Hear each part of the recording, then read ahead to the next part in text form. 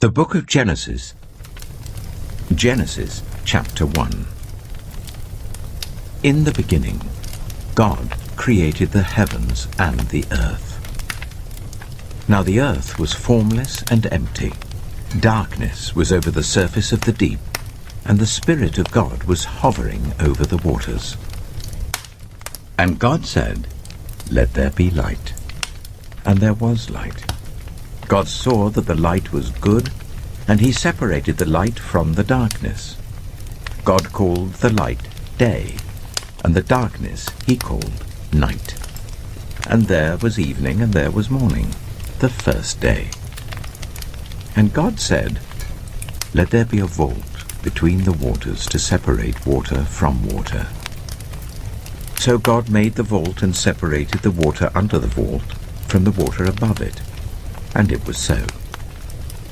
God called the vault sky. And there was evening, and there was morning, the second day. And God said, "Let the water under the sky be gathered to one place, and let dry ground appear." And it was so. God called the dry ground land, and the gathered waters he called seas. And God saw that it was good. Then God said, "Let the land produce vegetation, seed-bearing plants, and trees on the land that bear fruit with seed in it, according to their various kinds." And it was so.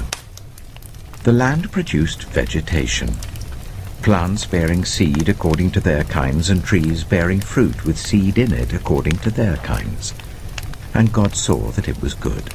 And there was evening, and there was morning, the third day. And God said, "Let there be lights in the vault of the sky, to separate the day from the night, and let them serve as signs to mark sacred times and days and years. And let them be lights in the vault of the sky to give light on the earth." And it was so.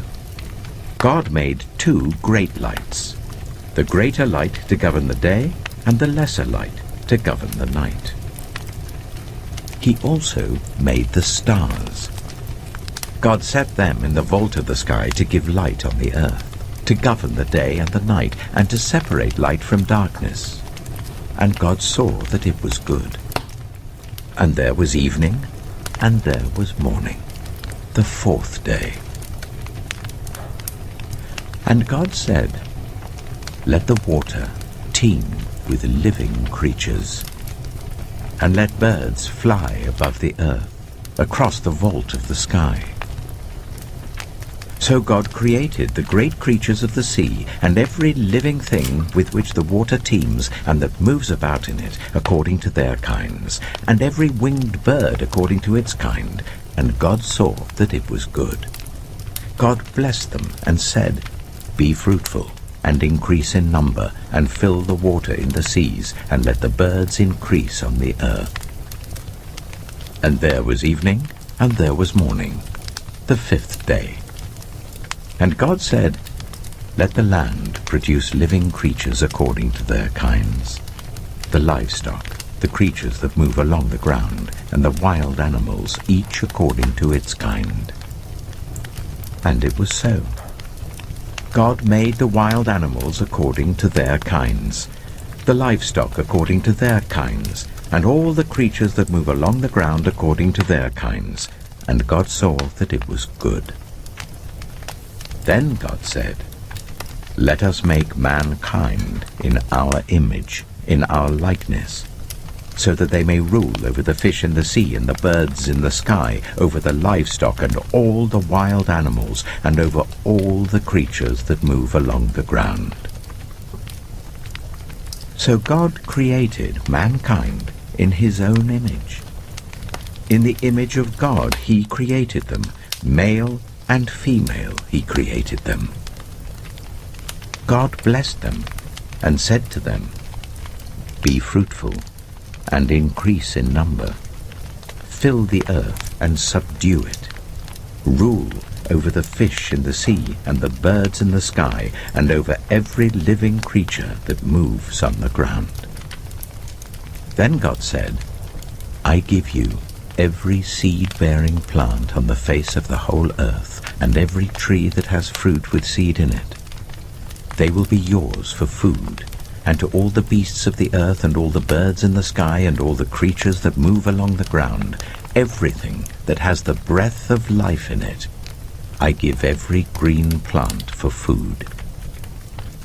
And it was so. God saw all that he had made, and it was very good. And there was evening, and there was morning, the sixth day. Genesis chapter 2. Thus the heavens and the earth were completed in all their vast array. By the seventh day, God had finished the work he had been doing. So on the seventh day he rested from all his work. Then God blessed the seventh day and made it holy, because on it he rested from all the work of creating that he had done. This is the account of the heavens and the earth when they were created, when the Lord God made the earth and the heavens. Now no shrub had yet appeared on the earth, and no plant had yet sprung up. For the Lord God had not sent rain on the earth, and there was no one to work the ground. But streams came up from the earth and watered the whole surface of the ground. Then the Lord God formed a man from the dust of the ground, and breathed into his nostrils the breath of life. And the man became a living being. Now the Lord God had planted a garden in the east, in Eden, and there he put the man he had formed. The Lord God made all kinds of trees grow out of the ground, trees that were pleasing to the eye and good for food. In the middle of the garden were the tree of life and the tree of the knowledge of good and evil. A river watering the garden flowed from Eden. From there it was separated into 4 headwaters.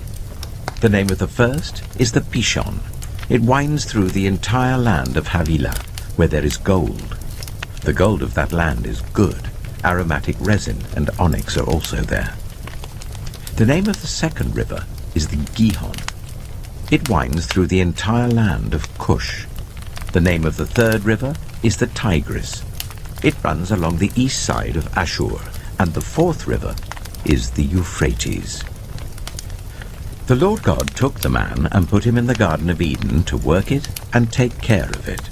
And the Lord God commanded the man, You are free to eat from any tree in the garden, but you must not eat from the tree of the knowledge of good and evil, for when you eat from it, you will certainly die. The Lord God said, It is not good for the man to be alone. I will make a helper suitable for him.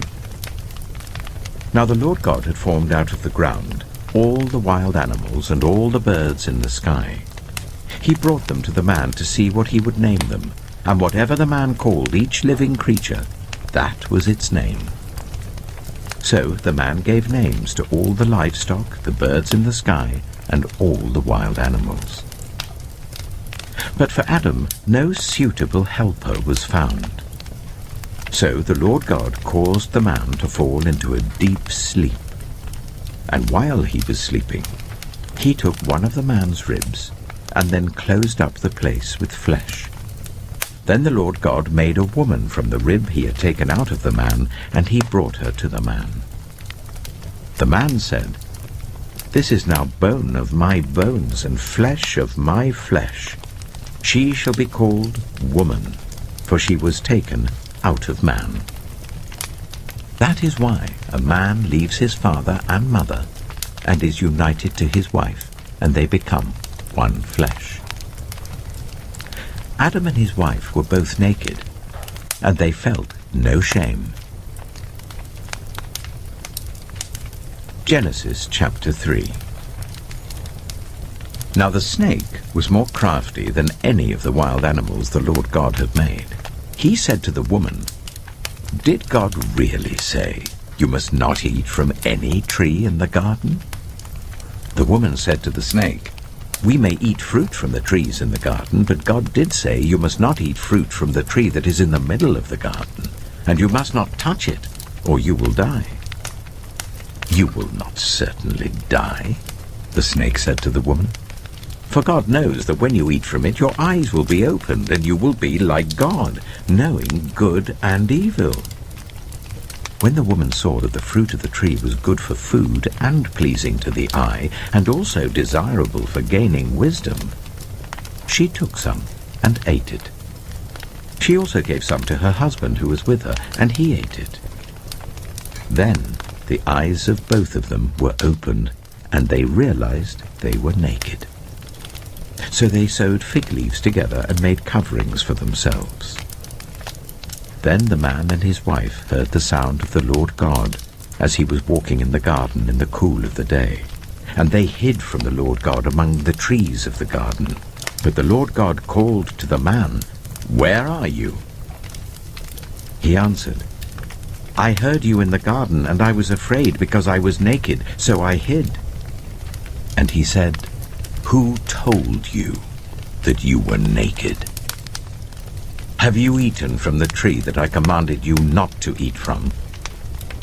The man said, "The woman you put here with me, she gave me some fruit from the tree, and I ate it." Then the Lord God said to the woman, "What is this you have done?" The woman said, "The snake deceived me, and I ate." So the Lord God said to the snake, "Because you have done this, cursed are you above all livestock and all wild animals. You will crawl on your belly, and you will eat dust all the days of your life. And I will put enmity between you and the woman, and between your offspring and hers. He will crush your head, and you will strike his heel." To the woman he said, "I will make your pains in childbearing very severe. With painful labor you will give birth to children. Your desire will be for your husband, and he will rule over you." To Adam he said, "Because you listened to your wife, and ate fruit from the tree about which I commanded you, you must not eat from it. Cursed is the ground because of you. Through painful toil you will eat food from it all the days of your life. It will produce thorns and thistles for you, and you will eat the plants of the field. By the sweat of your brow you will eat your food, until you return to the ground, since from it you were taken. For dust you are, and to dust you will return." Adam named his wife Eve, because she would become the mother of all the living. The Lord God made garments of skin for Adam and his wife, and clothed them. And the Lord God said, "The man has now become like one of us, knowing good and evil. He must not be allowed to reach out his hand and take also from the tree of life and eat, and live forever." So the Lord God banished him from the Garden of Eden to work the ground from which he had been taken. After he drove the man out, he placed on the east side of the Garden of Eden cherubim and a flaming sword, flashing back and forth to guard the way to the tree of life. Genesis chapter 4. Adam made love to his wife Eve, and she became pregnant and gave birth to Cain. She said, "With the help of the Lord I have brought forth a man." Later she gave birth to his brother Abel. Now Abel kept flocks, and Cain worked the soil. In the course of time, Cain brought some of the fruits of the soil as an offering to the Lord. But Abel also brought an offering, fat portions from some of the firstborn of his flock. The Lord looked with favor on Abel and his offering, but on Cain and his offering he did not look with favor.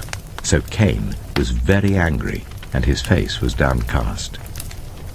Then the Lord said to Cain, "Why are you angry? Why is your face downcast? If you do what is right, will you not be accepted? But if you do not do what is right, sin is crouching at your door.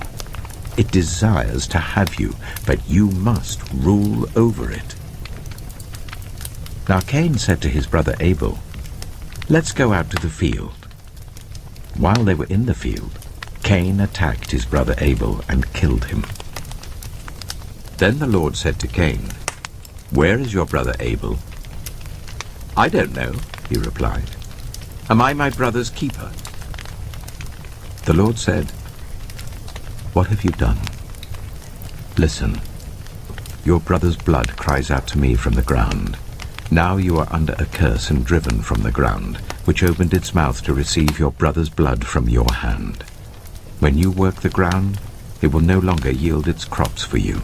You will be a restless wanderer on the earth." Cain said to the Lord, "My punishment is more than I can bear. Today you are driving me from the land, and I will be hidden from your presence. I will be a restless wanderer on the earth, and whoever finds me will kill me." But the Lord said to him, "Not so. Anyone who kills Cain will suffer vengeance 7 times over." Then the Lord put a mark on Cain, so that no one who found him would kill him. So Cain went out from the Lord's presence and lived in the land of Nod, east of Eden. Cain made love to his wife, and she became pregnant and gave birth to Enoch. Cain was then building a city, and he named it after his son Enoch. To Enoch was born Irad, and Irad was the father of Mehujael, and Mehujael was the father of Methusael, and Methusael was the father of Lamech. Lamech married 2 women, one named Ada and the other Zillah. Ada gave birth to Jabal. He was the father of those who live in tents and raise livestock. His brother's name was Jubal. He was the father of all who play stringed instruments and pipes. Zillah also had a son, Tubal-Cain, who forged all kinds of tools out of bronze and iron. Tubal-Cain's sister was Naamah. Lamech said to his wives, "Ada and Zillah, listen to me. Wives of Lamech, hear my words. I have killed a man for wounding me, a young man for injuring me. If Cain is avenged 7 times, then Lamech 77 times." Adam made love to his wife again, and she gave birth to a son and named him Seth, saying, "God has granted me another child in place of Abel, since Cain killed him." Seth also had a son, and he named him Enosh. At that time, people began to call on the name of the Lord. Genesis chapter 5. This is the written account of Adam's family line. When God created mankind, he made them in the likeness of God. He created them male and female and blessed them, and he named them mankind when they were created. When Adam had lived 130 years, he had a son in his own likeness, in his own image, and he named him Seth. After Seth was born, Adam lived 800 years and had other sons and daughters. Altogether, Adam lived a total of 930 years, and then he died. When Seth had lived 105 years, he became the father of Enosh. After he became the father of Enosh, Seth lived 807 years and had other sons and daughters. Altogether, Seth lived a total of 912 years, and then he died. When Enosh had lived 90 years, he became the father of Kenan. After he became the father of Kenan, Enosh lived 815 years and had other sons and daughters.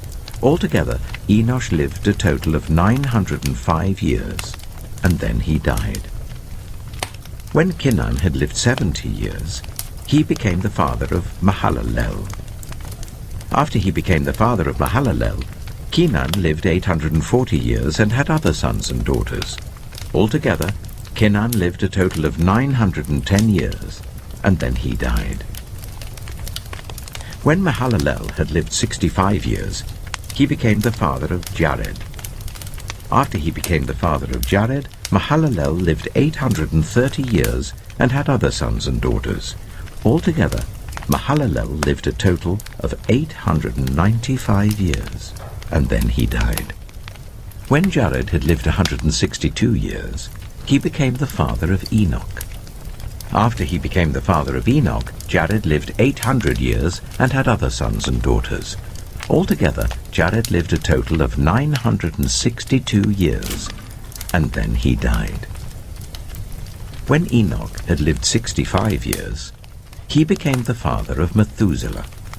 After he became the father of Methuselah, Enoch walked faithfully with God 300 years and had other sons and daughters. Altogether, Enoch lived a total of 365 years.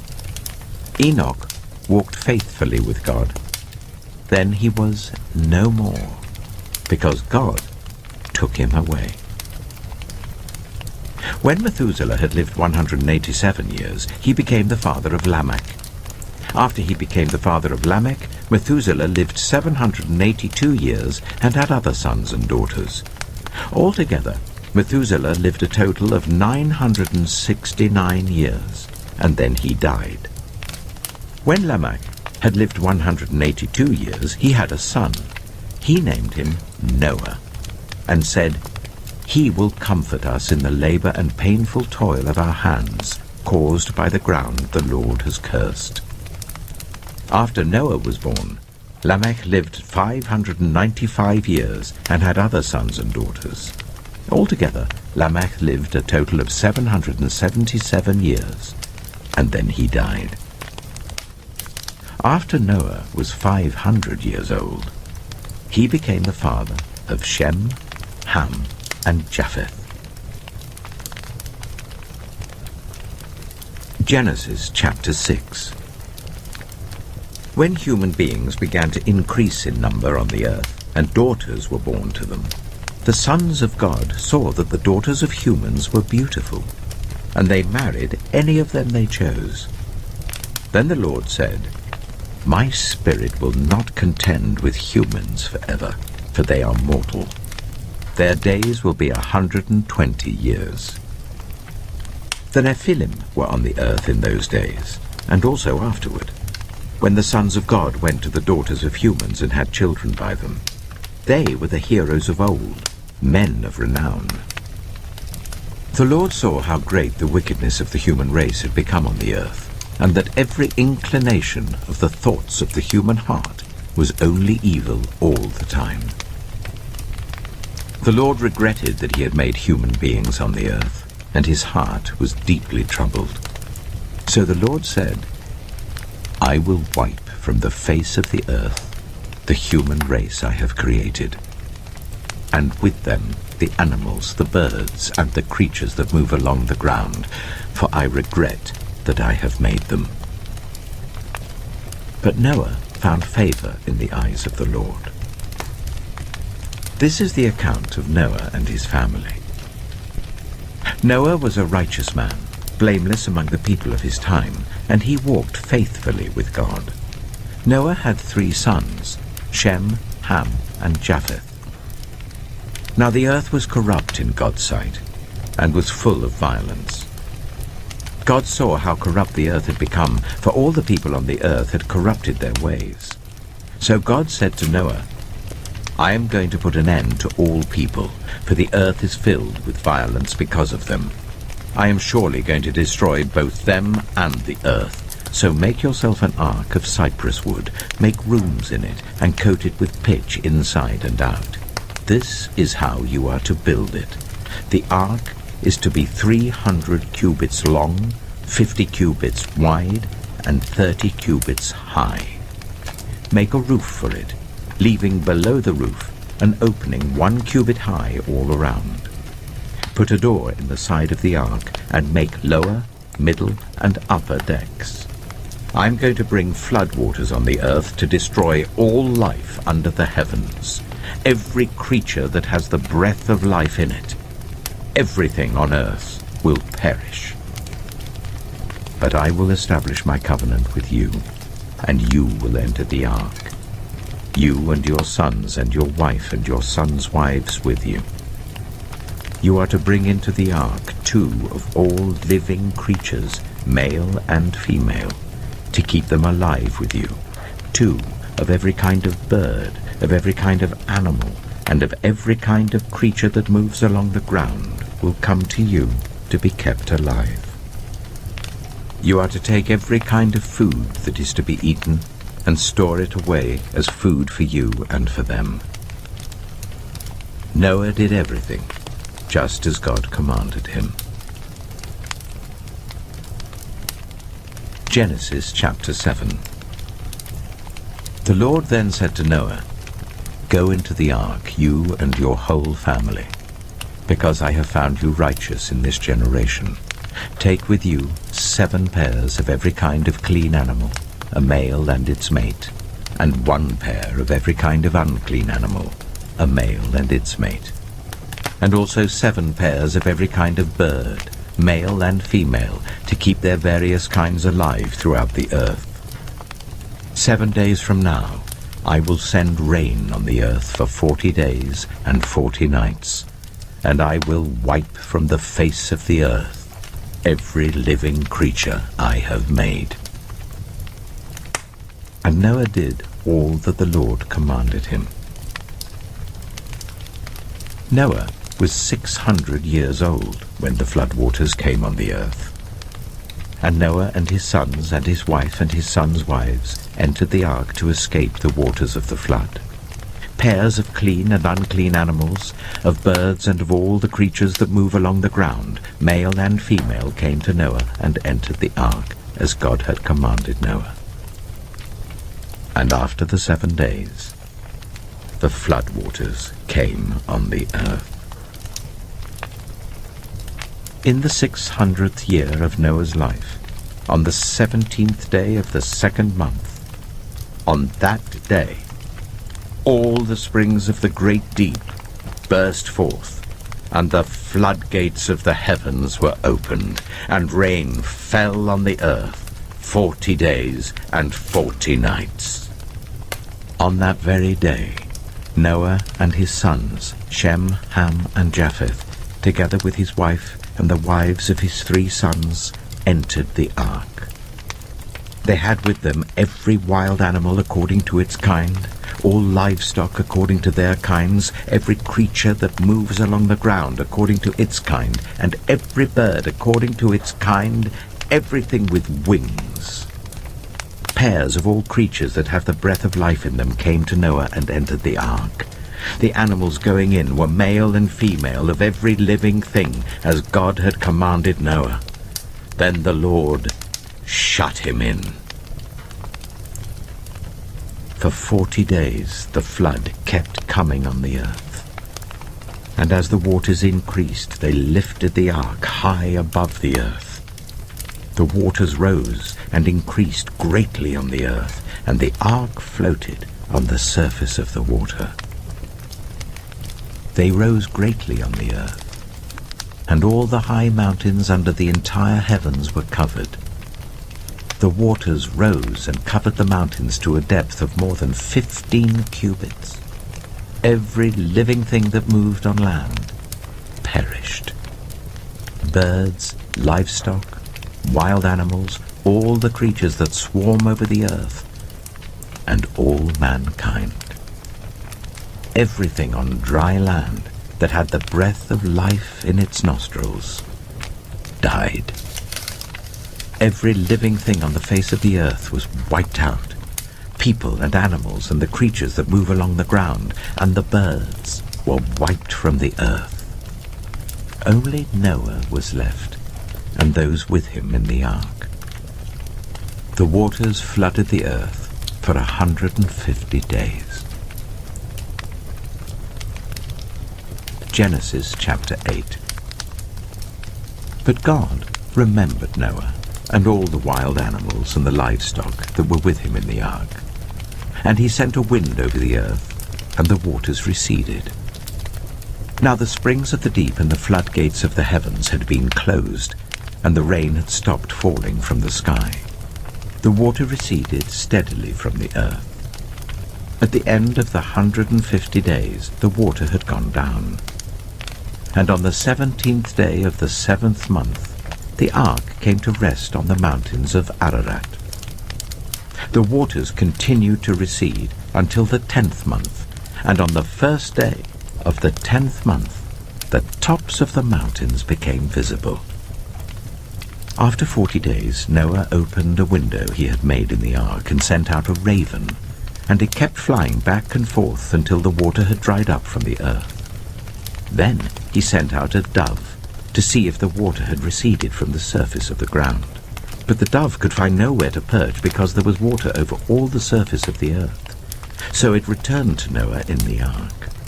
He reached out his hand and took the dove and brought it back to himself in the ark.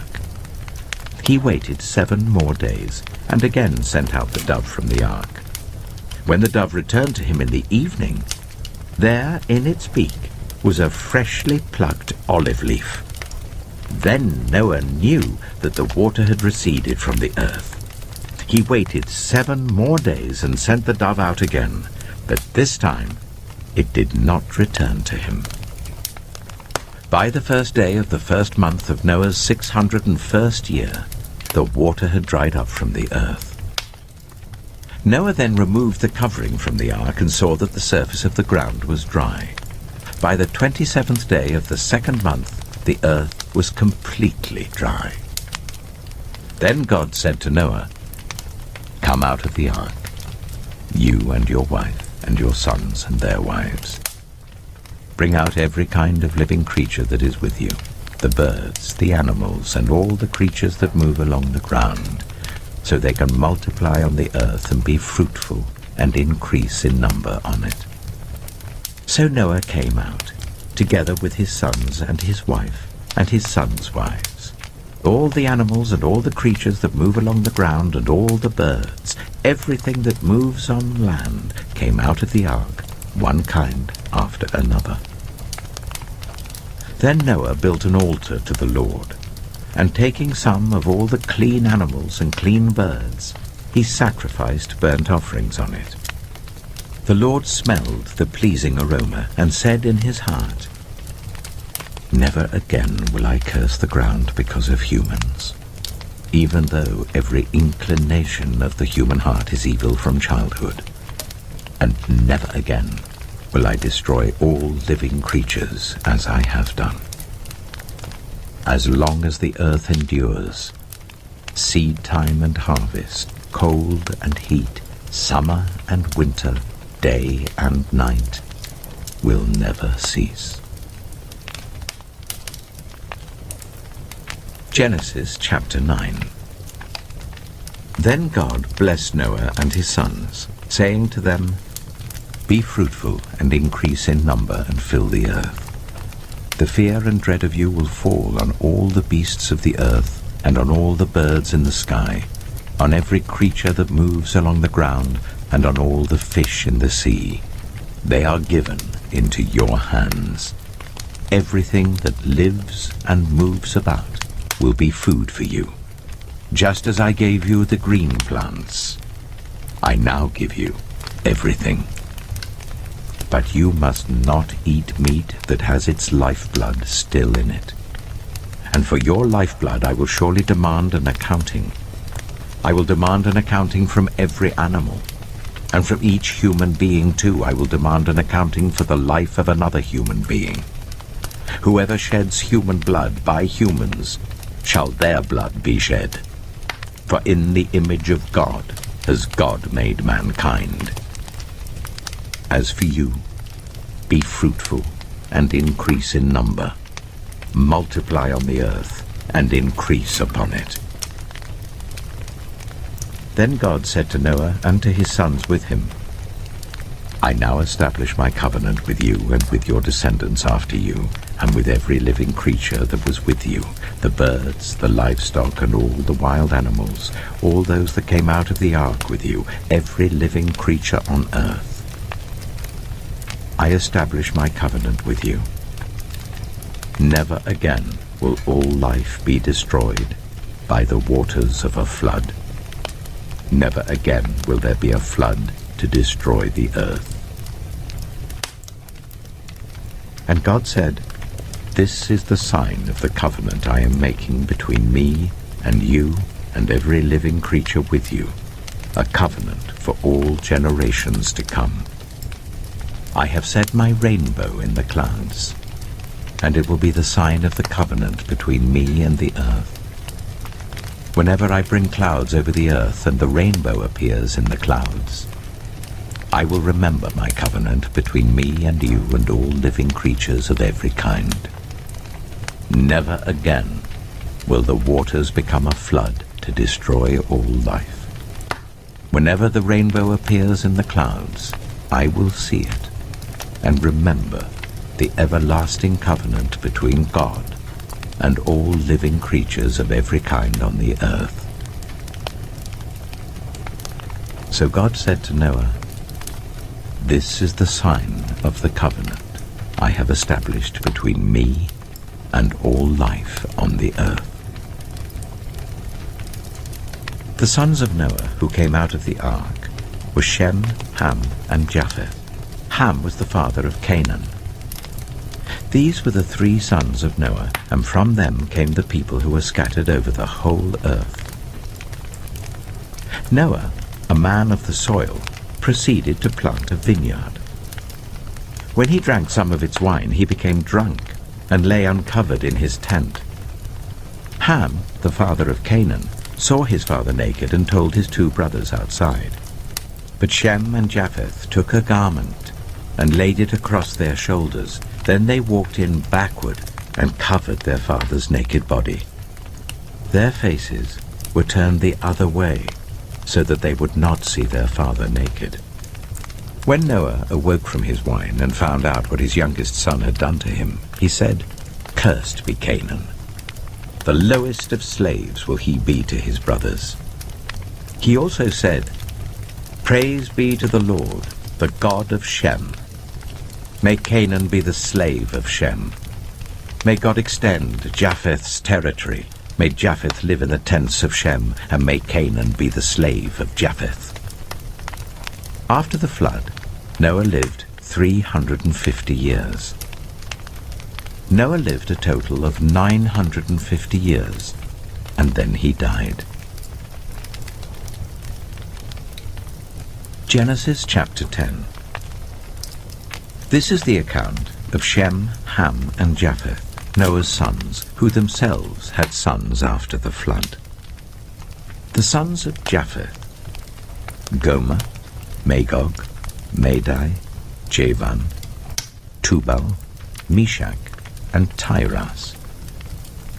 The sons of Gomer: Ashkenaz, Riphath, and Togarmah. The sons of Javan: Elisha, Tarshish, the Kittites, and the Rodanites.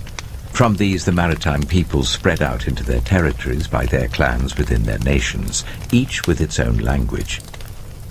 The sons of Ham: Cush, Egypt, Put, and Canaan. The sons of Cush: Seba, Havilah, Sabta, Reamah, and Sabtika. The sons of Reamah: Sheba and Dedan. Cush was the father of Nimrod, who became a mighty warrior on the earth. He was a mighty hunter before the Lord. That is why it is said, like Nimrod, a mighty hunter before the Lord. The first centers of his kingdom were Babylon, Uruk, Akkad, and Calnu in Shinar. From that land he went to Assyria, where he built Nineveh, Rehoboth, Calah, and Resen, which is between Nineveh and Calah, which is the great city. Egypt was the father of the Ludites, Anamites, Lehabites, Naphtuhites, Pathrusites, Casluhites, from whom the Philistines came, and Caphtorites.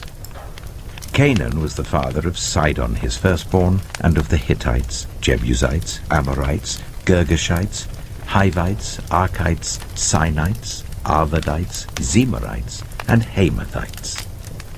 Later the Canaanites' clans scattered, And the borders of Canaan reached from Sidon towards Gerar as far as Gaza, and then toward Sodom, Gomorrah, Admah, and Zeboim as far as Lasha. These are the sons of Ham by their clans and languages, in their territories and nations. Sons were also born to Shem, whose older brother was Japheth. Shem was the ancestor of all the sons of Eber. The sons of Shem: Elam, Ashur, Arphaxad, Lud, and Aram. The sons of Aram: Az, Hal, Gether, and Meshech. Arphaxad was the father of Shelah, and Shelah the father of Eber. 2 sons were born to Eber. One was named Peleg, because in his time the earth was divided. His brother was named Joktan. Joktan was the father of Almodad, Sheleph, Hazarmepher, Jirah, Hadoram, Uzal, Dilah, Obal, Abimael, Sheba, Ophir, Havilah, and Jobab. All these were sons of Joktan. The region where they lived stretched from Mesha towards Sephar in the eastern hill country. These are the sons of Shem by their clans and languages, in their territories and nations. These are the clans of Noah's sons, according to their lines of descent within their nations. From these, the nations spread out over the earth after the flood. Genesis chapter 11. Now the whole world had one language and a common speech. As people moved eastward, they found a plain in Shinar and settled there. They said to each other, "Come, let's make bricks and bake them thoroughly." They used brick instead of stone and bitumen for mortar. Then they said, "Come, let us build ourselves a city with a tower that reaches to the heavens, so that we may make a name for ourselves. Otherwise we will be scattered over the face of the whole earth." But the Lord came down to see the city and the tower the people were building. The Lord said, "If as one people speaking the same language they have begun to do this, then nothing they plan to do will be impossible for them. Come, let us go down and confuse their language, so they will not understand each other." So the Lord scattered them from there over all the earth, and they stopped building the city. That is why it was called Babel, because there the Lord confused the language of the whole world. From there the Lord scattered them over the face of the whole earth. This is the account of Shem's family line. 2 years after the flood, when Shem was 100 years old, he became the father of Arphaxad. And after he became the father of Arphaxad, Shem lived 500 years and had other sons and daughters. When Arphaxad had lived 35 years, he became the father of Shelah. And after he became the father of Shelah, Arphaxad lived 403 years and had other sons and daughters. When Shelah had lived 30 years, he became the father of Eber. And after he became the father of Eber, Shelah lived 403 years and had other sons and daughters. When Eber had lived 34 years, he became the father of Peleg. And after he became the father of Peleg, Eber lived 430 years and had other sons and daughters. When Peleg had lived 30 years, he became the father of Reu. And after he became the father of Reu, Peleg lived 209 years and had other sons and daughters. When Reu had lived 32 years, he became the father of Serug. And after he became the father of Serug, Reu lived 207 years and had other sons and daughters. When Serug had lived 30 years, he became the father of Nahor. And after he became the father of Nahor, Serug lived 200 years and had other sons and daughters. When Nahor had lived 29 years, he became the father of Terah. And after he became the father of Terah, Nahor lived 119 years and had other sons and daughters. After Terah had lived 70 years, he became the father of Abram, Nahor, and Haran. This is the account of Terah's family line. Terah became the father of Abram, Nahor, and Haran. And Haran became the father of Lot. While his father Terah was still alive, Haran died in Ur of the Chaldeans in the land of his birth. Abram and Nahor both married. The name of Abram's wife was Sarai, and the name of Nahor's wife was Milcah. She was the daughter of Haran, the father of both Milcah and Iscah. Now Sarai was childless because she was not able to conceive. Terah took his son Abram, his grandson Lot, son of Haran, and his daughter-in-law Sarai, the wife of his son Abram, and together they set out from Ur of the Chaldeans to go to Canaan. But when they came to Haran, they settled there. Terah lived 205 years, and he died in Haran. Genesis chapter 12. The Lord had said to Abram, "Go from your country, your people and your father's household to the land I will show you.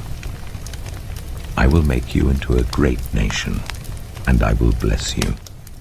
I will make your name great, and you will be a blessing. I will bless those who bless you, and whoever curses you I will curse, and all peoples on earth will be blessed through you."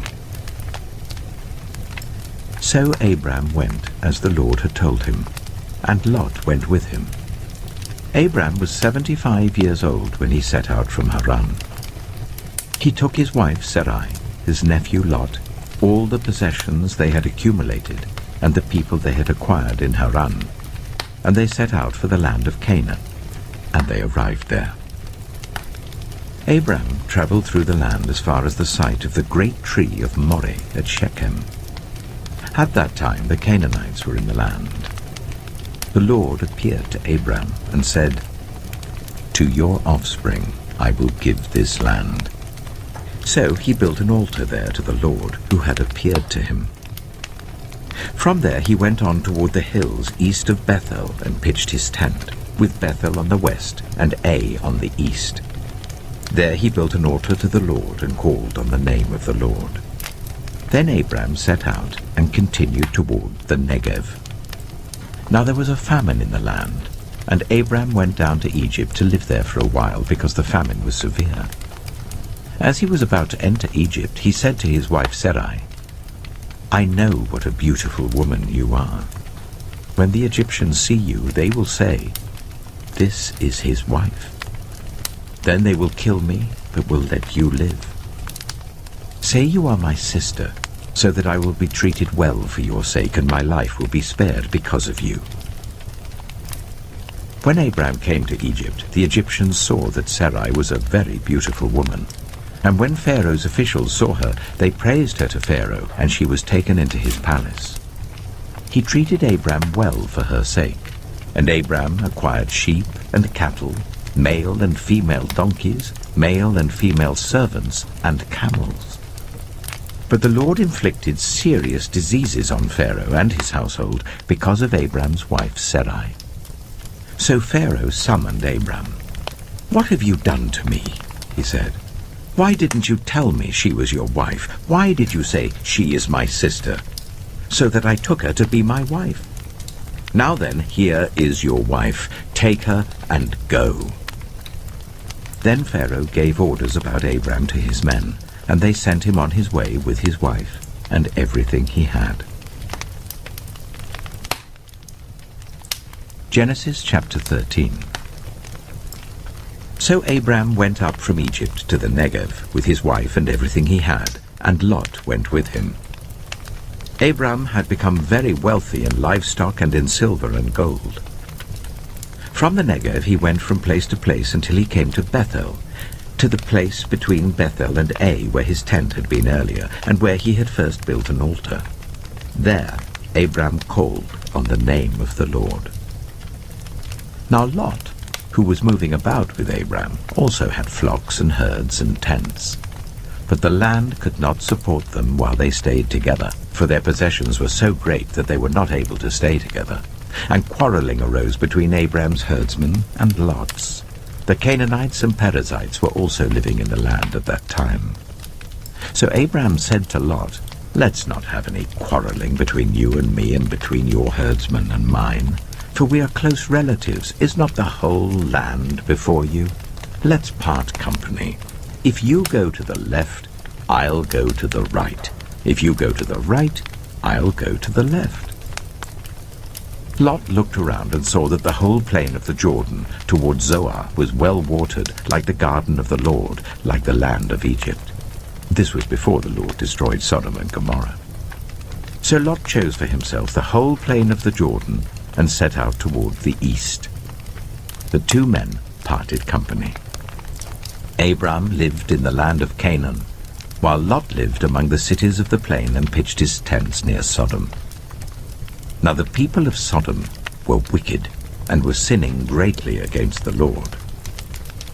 The Lord said to Abram, after Lot had parted from him, "Look around from where you are to the north and south, to the east and west. All the land that you see, I will give to you and your offspring forever. I will make your offspring like the dust of the earth, so that if anyone could count the dust, then your offspring could be counted. Go, walk through the length and breadth of the land, for I am giving it to you." So Abram went to live near the great trees of Mamre at Hebron, where he pitched his tents. There he built an altar to the Lord. Genesis chapter 14. At the time when Amraphel was king of Shinar, Arioch, king of Elasa, Kedorlaomer, king of Elam, and Tidal, king of Goyim, these kings went to war against Bera, king of Sodom, Bersha, king of Gomorrah, Shinab, king of Admah, Shemeba, king of Zeboim, and the king of Bela, that is Zoar. All these latter kings joined forces in the valley of Siddim, that is the Dead Sea Valley. For 12 years they had been subject to Kedorlaomer, but in the 13th year they rebelled. In the 14th year, Kedorlaomer and the kings allied with him went out and defeated the Rephaites in Ashtaroth-Karnaim, the Zuzites in Ham, the Emites in Sheva, Kiriathaim, and the Horites in the hill country of Seir as far as El-Paran, near the desert. Then they turned back and went to En-Mishpat, that is Kadesh, and they conquered the whole territory of the Amalekites, as well as the Amorites who were living in Hazazon-Tamar. Then the king of Sodom, the king of Gomorrah, the king of Admah, the king of Zeboim, and the king of Bela, that is Zoar, marched out and drew up their battle lines in the valley of Siddim against Kedorlaomer, king of Elam, Tidal, king of Goim, Amraphel, king of Shinar, and Arioch, king of Elasa, 4 kings against 5. Now the valley of Siddim was full of tar pits, and when the kings of Sodom and Gomorrah fled, some of the men fell into them, and the rest fled to the hills. The 4 kings seized all the goods of Sodom and Gomorrah and all their food. Then they went away. They also carried off Abram's nephew, Lot, and his possessions, since he was living in Sodom. A man who had escaped came and reported this to Abram the Hebrew. Now Abram was living near the great trees of Mamre the Amorite, a brother of Eshcol and Ane, all of whom were allied with Abram. When Abram heard that his relative had been taken captive, he called out 318 trained men born in his household, and went in pursuit as far as Dan. During the night, Abram divided his men to attack them, and he routed them, pursuing them as far as Hobah, north of Damascus. He recovered all the goods and brought back his relative Lot and his possessions, together with the women and the other people. After Abram returned from defeating Kedorlaomer and the kings allied with him, the king of Sodom came out to meet him in the valley of Shaveh, that is the king's valley. Then Melchizedek, king of Salem, brought out bread and wine. He was priest of God Most High, and he blessed Abram, saying, "Blessed be Abram by God Most High, creator of heaven and earth. and praise be to God Most High, who delivered your enemies into your hand." Then Abram gave him 1/10 of everything. The king of Sodom said to Abram, "Give me the people and keep the goods for yourself." But Abram said to the king of Sodom, "With raised hand I have sworn an oath to the Lord, God Most High, creator of heaven and earth, that I will accept nothing belonging to you, not even a thread or the strap of a sandal, so that you will never be able to say, 'I made Abram rich.' I will accept nothing but what my men have eaten and the share that belongs to the men who went with me, to Ane, Eshcol, and Mamre. Let them have their share." Genesis chapter 15. After this, the word of the Lord came to Abram in a vision. "Do not be afraid, Abram. I am your shield, your very great reward." But Abram said, "Sovereign Lord, what can you give me since I remain childless? And the one who will inherit my estate is Eliezer of Damascus." And Abram said, "You have given me no children, so a servant in my household will be my heir." Then the word of the Lord came to him, "This man will not be your heir, but a son who is your own flesh and blood will be your heir." He took him outside and said, "Look up at the sky and count the stars, if indeed you can count them." Then he said to him, "So shall your offspring be." Abram believed the Lord, and he credited to him as righteousness.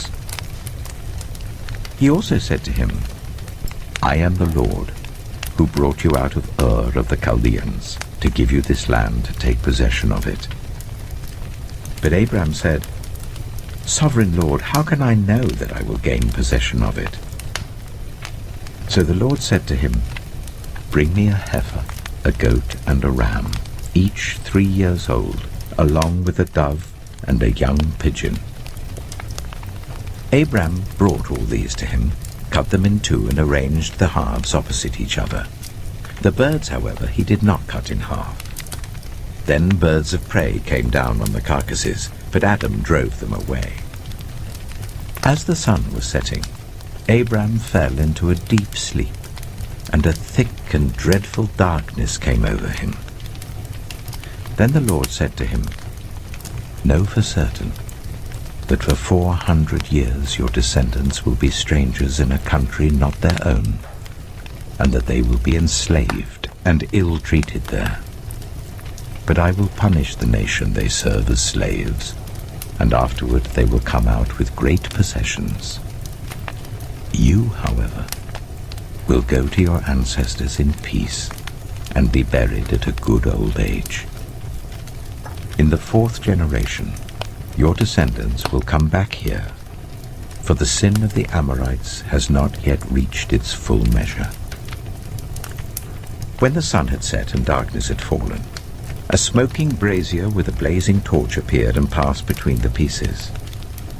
On that day the Lord made a covenant with Abram and said, "To your descendants I give this land, from the Wadi of Egypt to the great river, the Euphrates, the land of the Kenites, Kenizzites, Cadmonites, Hittites, Perizzites, Rephaites, Amorites, Canaanites, Girgashites, and Jebusites."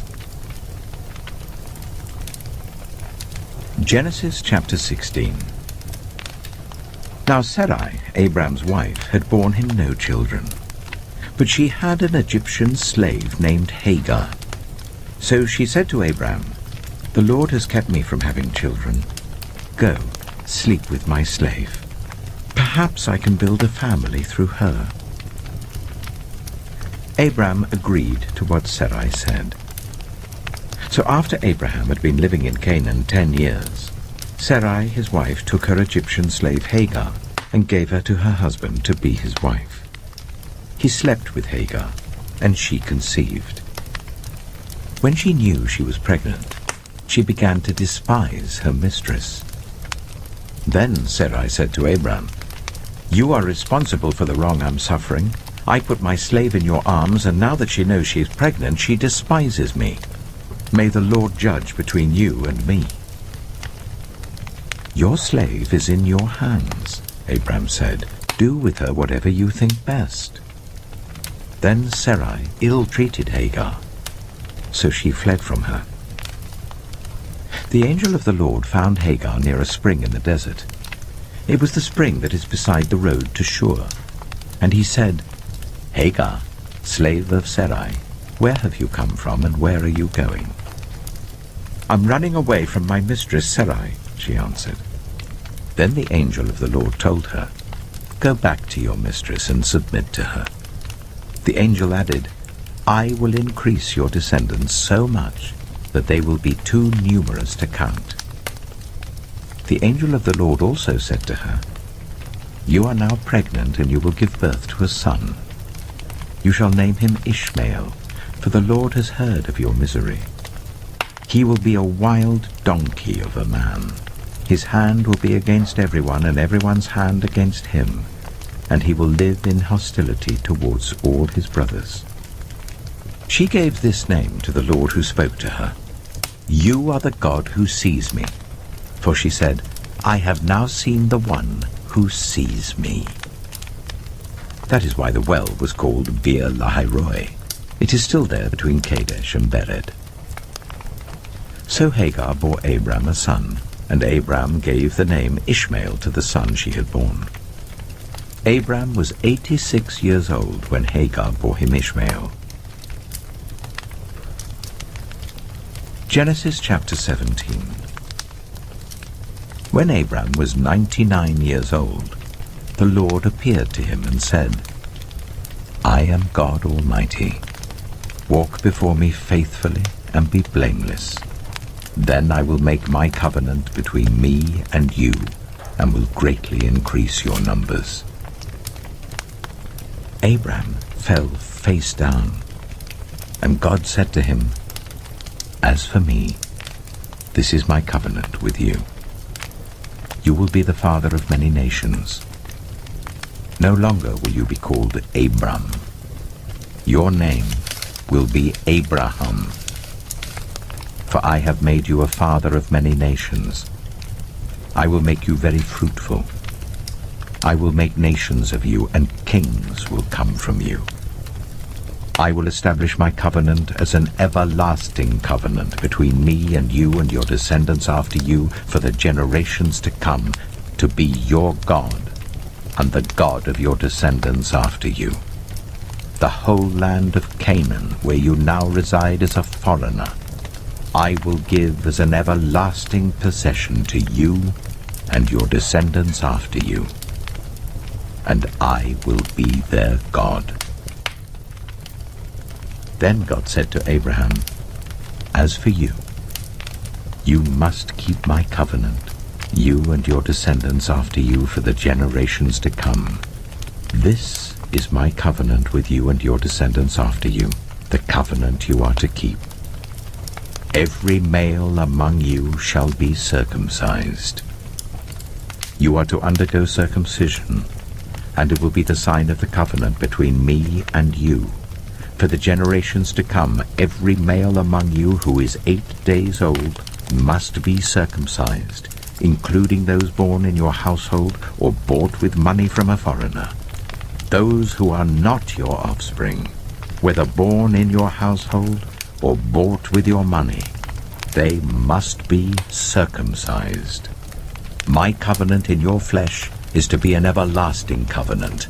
Any uncircumcised male who has not been circumcised in the flesh will be cut off from his people. He has broken my covenant." God also said to Abraham, "As for Sarai, your wife, you are no longer to call her Sarai. Her name will be Sarah. I will bless her and will surely give you a son by her. I will bless her, so she will be the mother of nations. Kings of peoples will come from her." Abraham fell face down. He laughed and said to himself, "Will a son be born to a man 100 years old? Will Sarah bear a child at the age of 90? And Abraham said to God, If only Ishmael might live under your blessing. Then God said, Yes, but your wife Sarah will bear you a son, and you will call him Isaac. I will establish my covenant with him as an everlasting covenant for his descendants after him. And as for Ishmael, I have heard you. I will surely bless him. I will make him fruitful and will greatly increase his numbers. He will be the father of 12 rulers, and I will make him into a great nation. But my covenant I will establish with Isaac, whom Sarah will bear to you by this time next year. When he had finished speaking with Abraham, God went up from him. On that very day, Abraham took his son Ishmael, and all those born in his household or bought with his money, every male in his household, and circumcised them as God told him.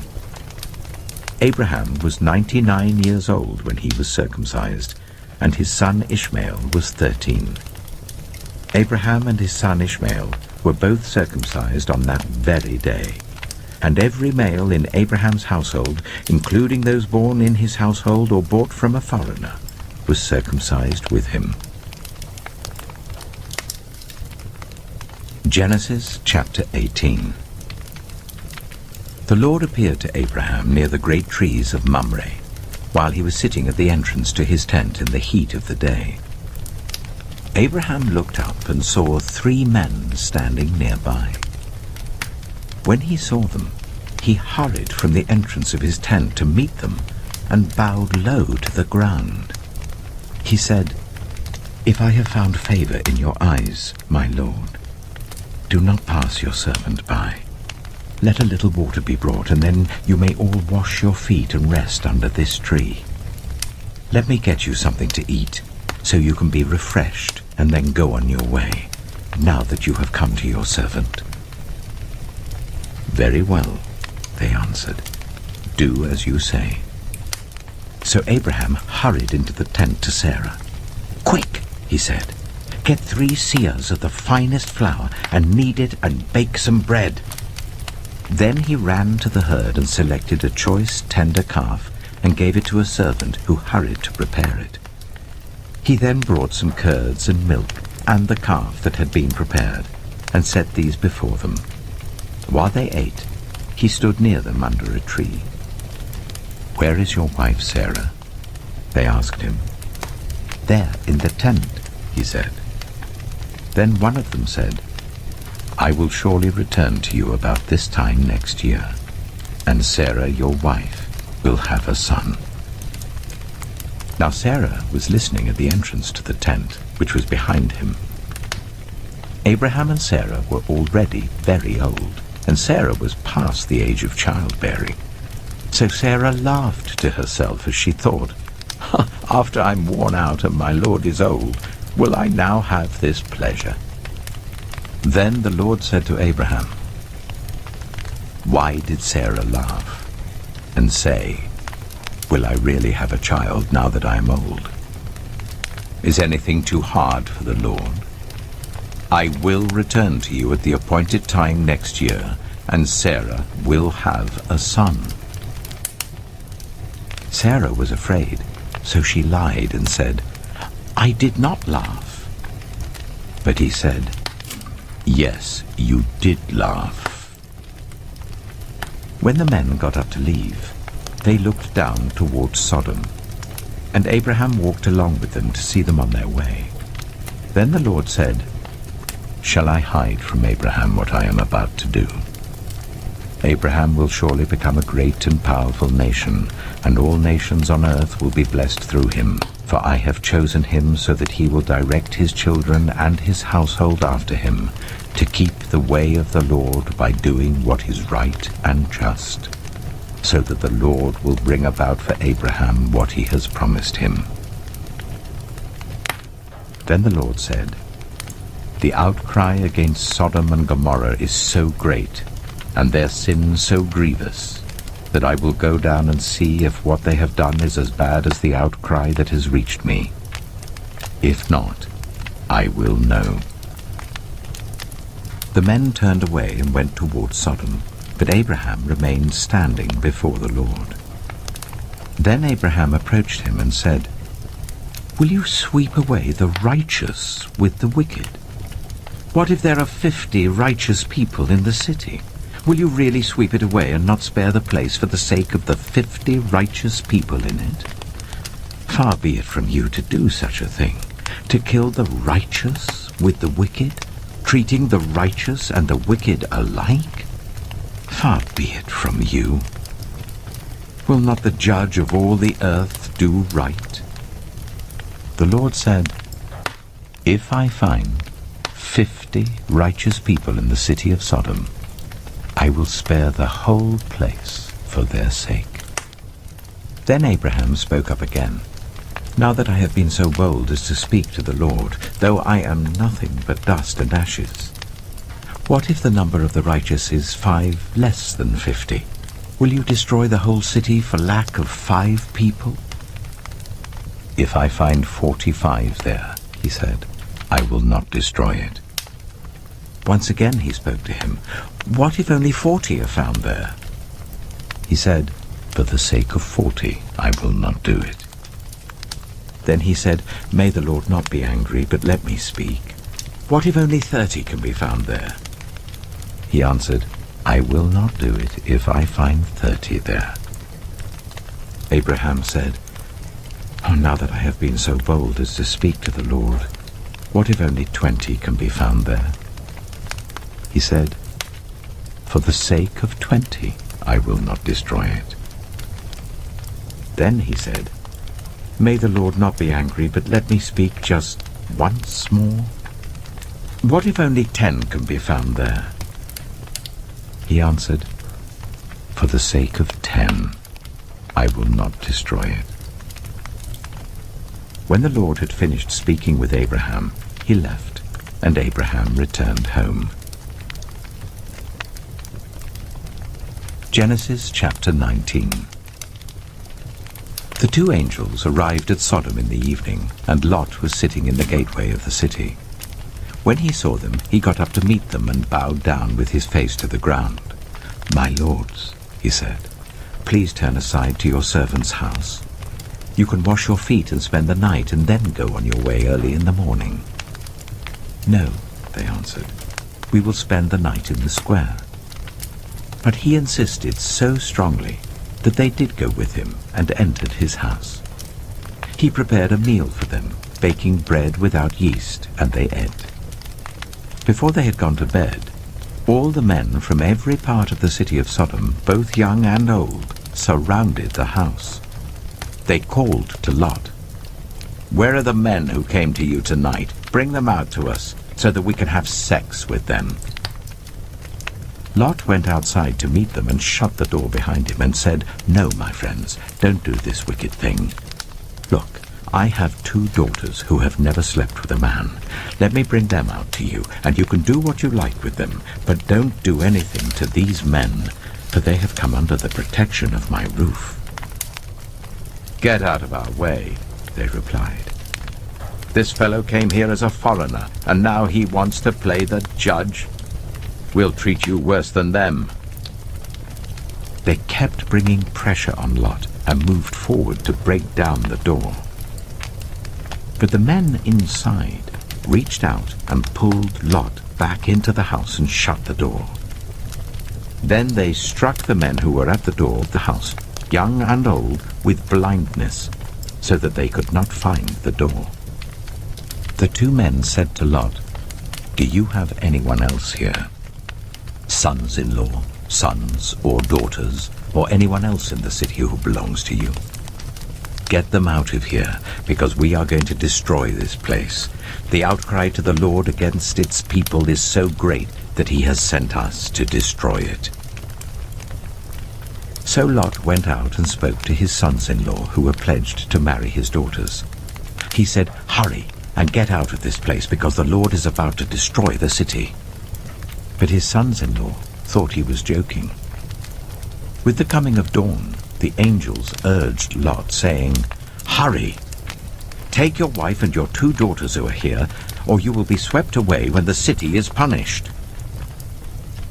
When he hesitated, the men grasped his hand and the hands of his wife and of his 2 daughters and led them safely out of the city, for the Lord was merciful to them. As soon as they had brought them out, one of them said, "Flee for your lives. Don't look back. And don't stop anywhere in the plain. Flee to the mountains, or you will be swept away." But Lot said to them, "No, my lords, please. Your servant has found favor in your eyes, and you have shown great kindness to me in sparing my life, but I can't flee to the mountains. This disaster will overtake me, and I'll die. Look, here is a town near enough to run to, and it is small. Let me flee to it. It is very small, isn't it? Then my life will be spared." He said to him, "Very well. I will grant this request too. I will not overthrow the town you speak of, but flee there quickly, because I cannot do anything until you reach it." That is why the town was called Zoar. By the time Lot reached Zoar, the sun had risen over the land. Then the Lord rained down burning sulfur on Sodom and Gomorrah, from the Lord out of the heavens. Thus he overthrew those cities and the entire plain, destroying all those living in the cities and also the vegetation in the land. But Lot's wife looked back, and she became a pillar of salt. Early the next morning, Abraham got up and returned to the place where he had stood before the Lord. He looked down toward Sodom and Gomorrah, toward all the land of the plain, and he saw dense smoke rising from the land like smoke from a furnace. So when God destroyed the cities of the plain, he remembered Abraham, and he brought Lot out of the catastrophe that overthrew the cities where Lot had lived. Lot and his 2 daughters left Zoar and settled in the mountains, for he was afraid to stay in Zoar. He and his 2 daughters lived in a cave. One day, the older daughter said to the younger, "Our father is old, and there is no man around here to give us children, as is the custom all over the earth. Let's get our father to drink wine, and then sleep with him and preserve our family line through our father." That night, they got their father to drink wine, and the older daughter went in and slept with him. He was not aware of it when she laid down or when she got up. The next day, the older daughter said to the younger, "Last night I slept with my father. Let's get him to drink wine again tonight, and you go in and sleep with him, so we can preserve our family line through our father." So they got their father to drink wine that night also, and the younger daughter went in and slept with him. Again, he was not aware of it when she laid down or when she got up. So both of Lot's daughters became pregnant by their father. The older daughter had a son, and she named him Moab. He is the father of the Moabites of today. The younger daughter also had a son, and she named him Ben-Ami. He is the father of the Ammonites of today. Genesis chapter 20. Now Abraham moved on from there into the region of the Negev and lived between Kadesh and Shur. For a while he stayed in Gerar, and there Abraham said of his wife Sarah, "She is my sister." Then Abimelech, king of Gerar, sent for Sarah and took her. But God came to Abimelech in a dream one night and said to him, "You are as good as dead because of the woman you have taken. She is a married woman." Now Abimelech had not gone near her, so he said, "Lord, will you destroy an innocent nation? Did he not say to me, 'She is my sister'? And didn't she also say, 'He is my brother'? I've done this with a clear conscience and clean hands." Then God said to him in the dream, "Yes, I know you did this with a clear conscience. and so I have kept you from sinning against me. That is why I did not let you touch her. Now return the man's wife, for he is a prophet, and he will pray for you, and you will live. But if you do not return her, you may be sure that you and all who belong to you will die." Early the next morning, Abimelech summoned all his officials, and when he told them all that had happened, they were very much afraid. Then Abimelech called Abraham in and said, "What have you done to us? How have I wronged you that you have brought such guilt upon me and my kingdom? You have done things to me that should never be done." And Abimelech asked Abraham, "What was your reason for doing this?" Abraham replied, "I said to myself, there is surely no fear of God in this place, and they will kill me because of my wife. Besides, she really is my sister, the daughter of my father, though not of my mother, and she became my wife. And when God caused me to wander from my father's household, I said to her, 'This is how you can show your love to me. Everywhere we go, say of me, he is my brother.' Then Abimelech brought sheep and cattle and male and female slaves and gave them to Abraham, and he returned Sarah, his wife, to him. And Abimelech said, 'My land is before you. Live wherever you like.' To Sarah he said, 'I am giving your brother 1,000 shekels of silver. This is to cover the offense against you before all who are with you. You are completely vindicated.'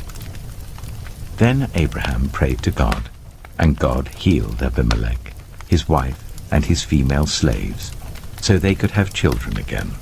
For the Lord had kept all the women in Abimelech's household from conceiving because of Abraham's wife Sarah."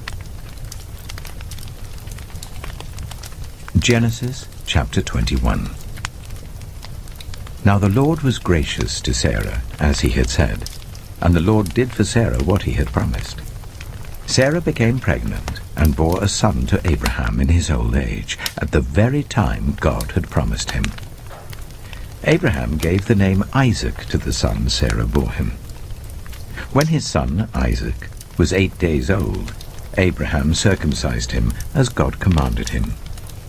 Abraham was 100 years old when his son Isaac was born to him.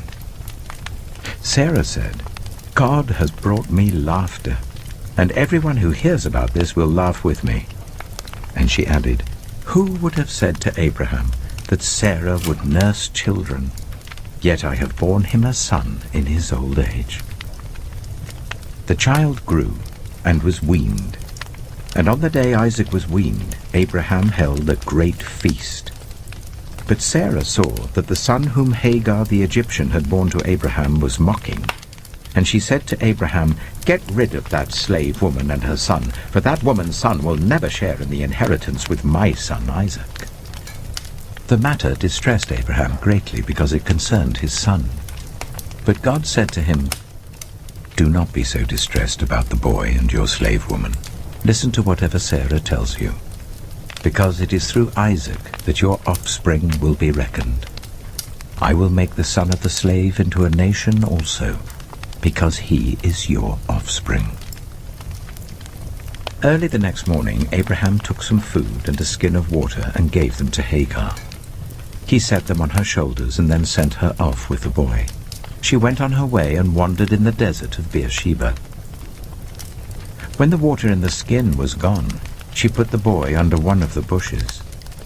Then she went off and sat down about a bow shot away, for she thought, "I cannot watch the boy die."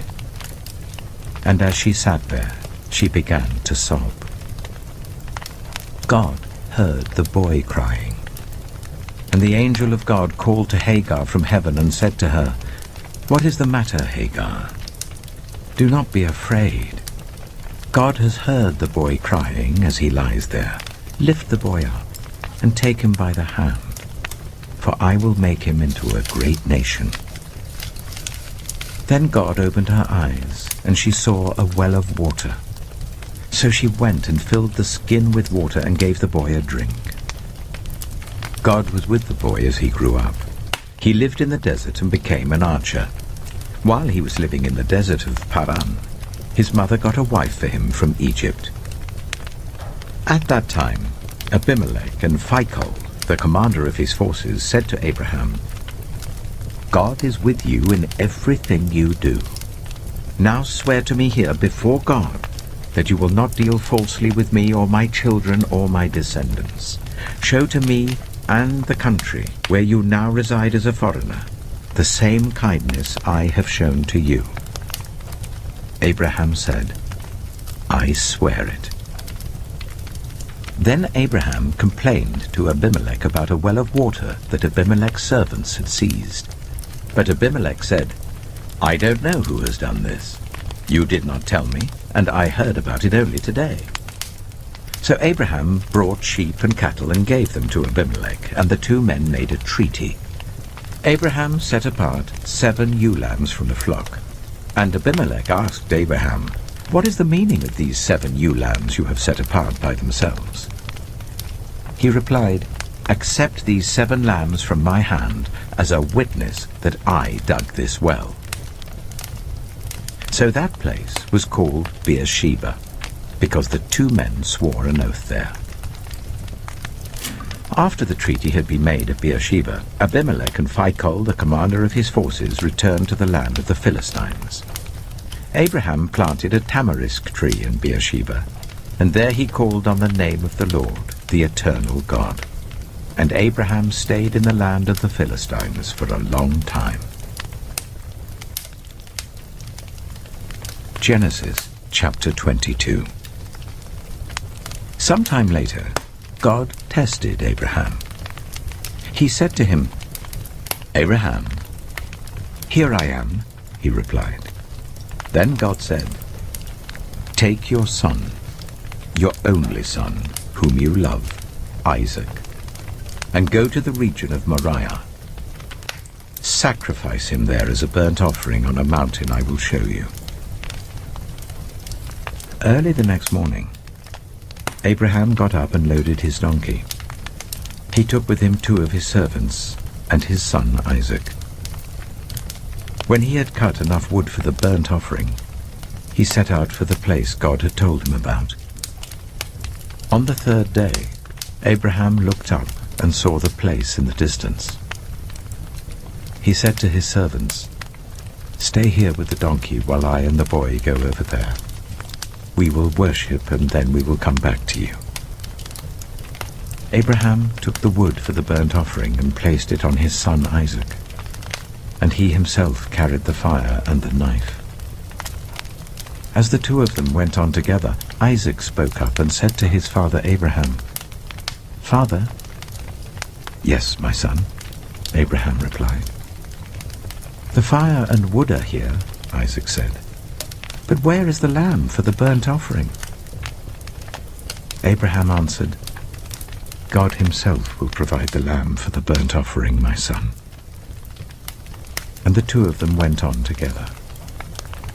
When they reached the place God had told him about, Abraham built an altar there and arranged the wood on it.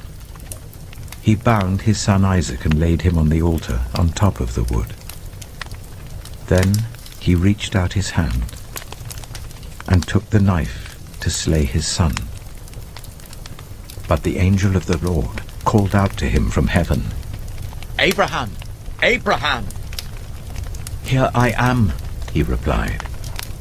"Do not lay a hand on the boy," he said. "Do not do anything to him. Now I know that you fear God, because you have not withheld from me your son, your only son." Abraham looked up, and there in the thicket he saw a ram caught by its horns. He went over and took the ram and sacrificed it as a burnt offering instead of his son. So Abraham called that place, "The Lord will provide," and to this day it is said, "On the mountain of the Lord it will be provided." The angel of the Lord called to Abraham from heaven a 2nd time and said, "I swear by myself, declares the Lord, that because you have done this and have not withheld your son, your only son, I will surely bless you and make your descendants as numerous as the stars in the sky and as the sand on the seashore. Your descendants will take possession of the cities of their enemies, and through your offspring all nations on earth will be blessed, because you have obeyed me." Then Abraham returned to his servants, and they set off together for Beersheba. And Abraham stayed in Beersheba. Sometime later, Abraham was told, "Milcah is also a mother. She has borne sons to your brother Nahor. Uz, the firstborn, Buz, his brother, Kemuel, the father of Aram, Kesed, Hazo, Pildash, Jipla, and Bethuel. Bethuel became the father of Rebekah. Milcah bore these 8 sons to Abraham's brother Nahor.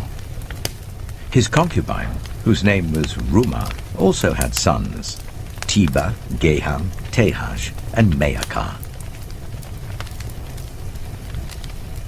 Genesis chapter 23. Sarah lived to be 127 years old. She died at Kiriath Arba, that is Hebron, in the land of Canaan. And Abraham went to mourn for Sarah and to weep over her.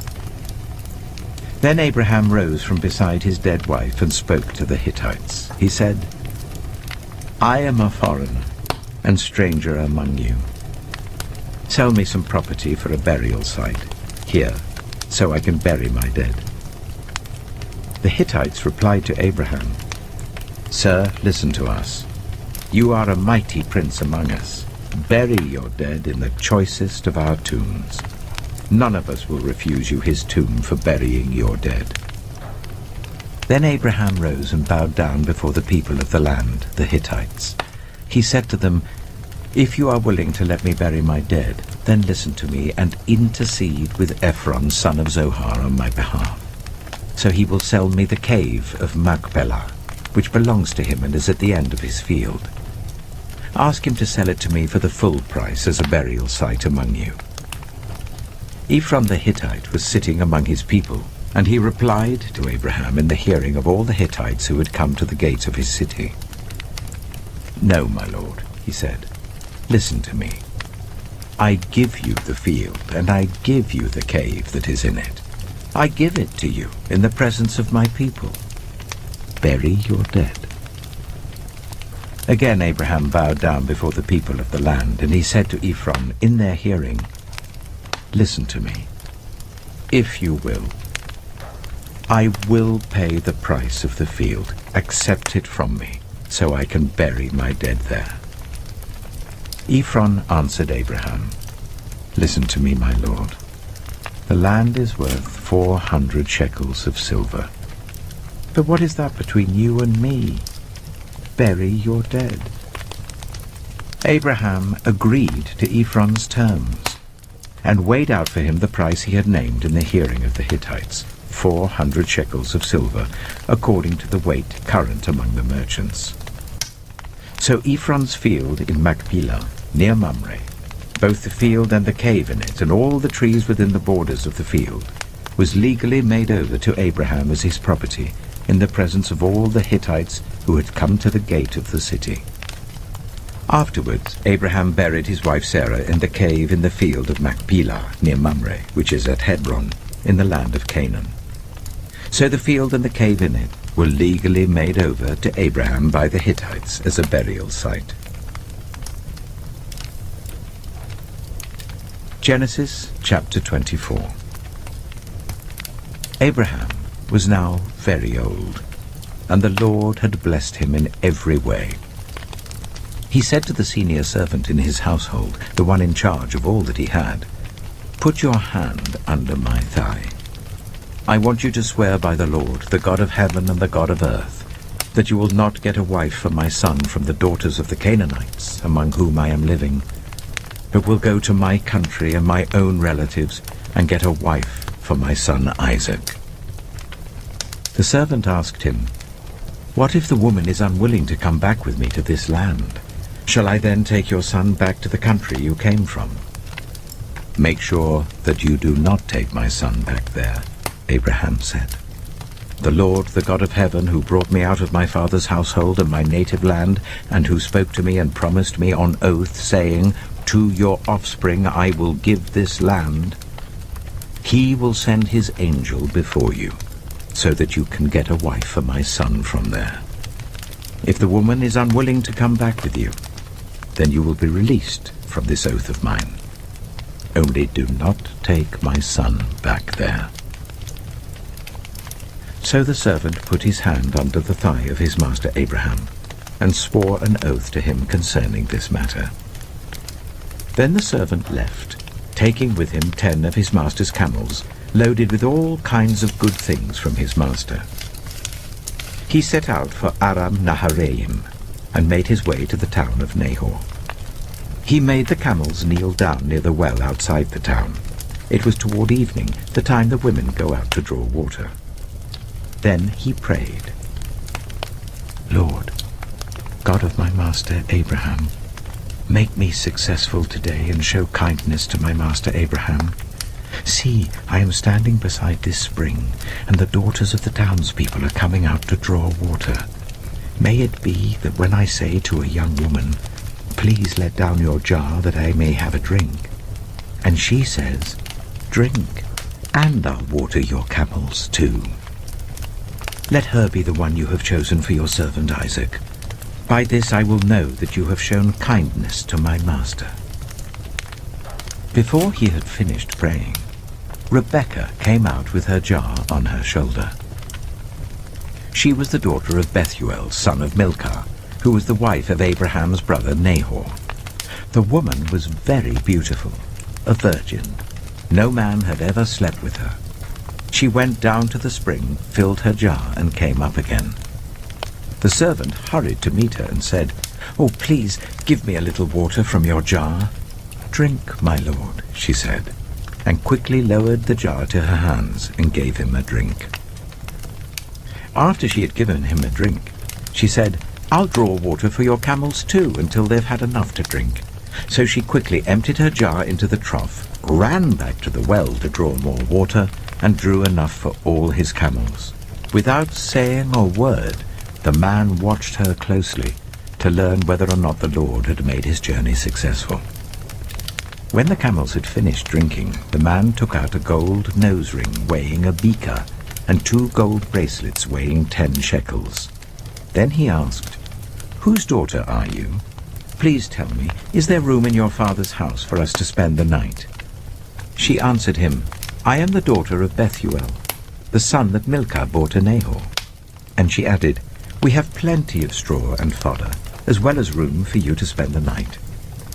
Then the man bowed down and worshipped the Lord, saying, Praise be to the Lord, the God of my master Abraham, who has not abandoned his kindness and faithfulness to my master. As for me, the Lord has led me on the journey to the house of my master's relatives. The young woman ran and told her mother's household about these things. Now Rebekah had a brother named Laban, and he hurried out to the man at the spring. As soon as he had seen the nose ring and the bracelets on his sister's arms, and had heard Rebekah tell what the man had said to her, he went out to the man and found him standing by the camels near the spring. Come, you who are blessed by the Lord, he said. Why are you standing out here? I have prepared the house and a place for the camels. So the man went to the house, and the camels were unloaded. Straw and fodder were brought for the camels, and water for him and his men to wash their feet. Then food was set before him. But he said, I will not eat until I have told you what I have to say. Then tell us, Laban said. So he said, I am Abraham's servant. The Lord has blessed my master abundantly, and he has become wealthy. He has given him sheep and cattle, silver and gold, male and female servants, and camels and donkeys. My master's wife, Sarah, has borne him a son in her old age, and he has given him everything he owns. And my master made me swear an oath, and said, "You must not get a wife for my son from the daughters of the Canaanites in whose land I live, but go to my father's family, to my own clan, and get a wife for my son." Then I asked my master, "What if the woman will not come back with me?" He replied, "The Lord before whom I have walked faithfully will send his angel with you and make your journey a success, so that you can get a wife for my son from my own clan and from my father's family. You will be released from my oath if, when you go to my clan, they refuse to give her to you. Then you will be released from my oath." When I came to the spring today, I said, "Lord, God of my master Abraham, if you will, please grant success to the journey on which I have come. See, I am standing beside this spring. If a young woman comes out to draw water, and I say to her, 'Please let me drink a little water from your jar,' and if she says to me, 'Drink, and I'll draw water for your camels too,' let her be the one the Lord has chosen for my master's son." Before I finished praying in my heart, Rebecca came out with her jar on her shoulder. She went down to the spring and drew water, and I said to her, "Please give me a drink." She quickly lowered her jar from her shoulder and said, "Drink, and I'll water your camels too." So I drank, and she watered the camels also. I asked her, "Whose daughter are you?" She said, "The daughter of Bethuel, son of Nahor, whom Milcah bore to him." Then I put the ring in her nose and the bracelets on her arms, and I bowed down and worshipped the Lord. I praised the Lord, the God of my master Abraham, who had led me on the right road to get the granddaughter of my master's brother for his son. Now, if you will show kindness and faithfulness to my master, tell me. And if not, tell me, so I may know which way to turn." Laban and Bethuel answered, "This is from the Lord. We can say nothing to you one way or the other. Here is Rebekah. Take her and go, and let her become the wife of your master's son, as the Lord has directed." When Abraham's servant heard what they said, he bowed down to the ground before the Lord. Then the servant brought out gold and silver jewelry and articles of clothing and gave them to Rebekah. He also gave costly gifts to her brother and to her mother. Then he and the men who were with him ate and drank and spent the night there. When they got up the next morning, he said, "Send me on my way to my master." But her brother and her mother replied, "Let the young woman remain with us 10 days or so, then you may go." But he said to them, "Do not detain me, now that the Lord has granted success to my journey. Send me on my way so I may go to my master." Then they said, "Let's call the young woman and ask her about it." So they called Rebekah and asked her, "Will you go with this man?" "I will go," she said.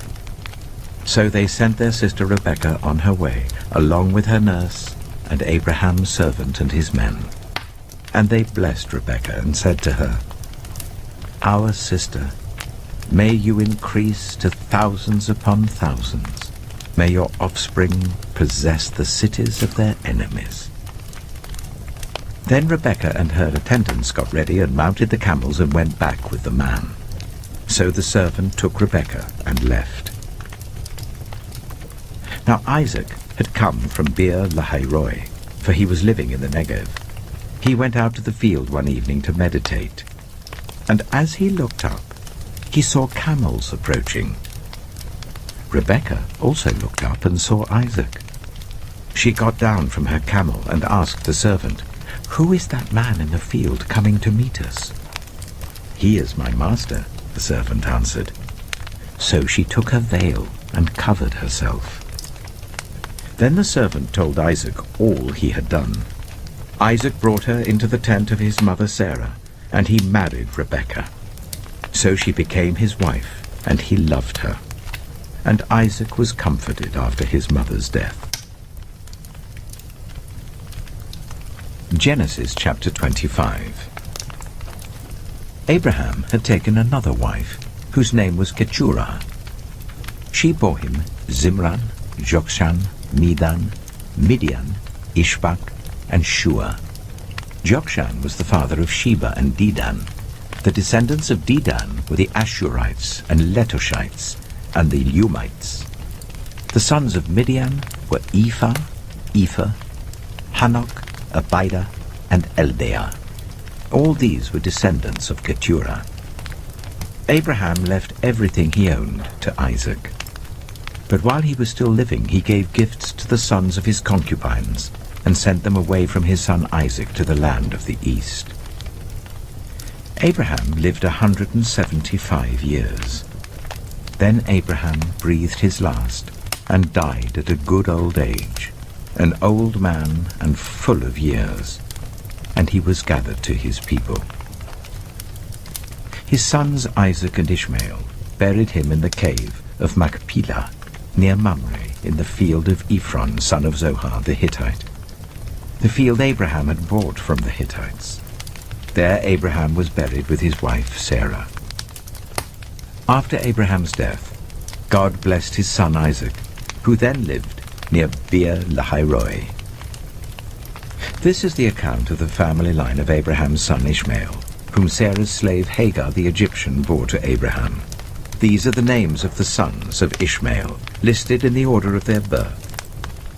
Nebaioth, the firstborn of Ishmael, Kedah, Adbeel, Mibsam, Mishma, Duma, Massa, Hadad, Tema, Jitor, Nephish, and Kedema. These were the sons of Ishmael, and these are the names of the 12 tribal rulers according to their settlements and camps.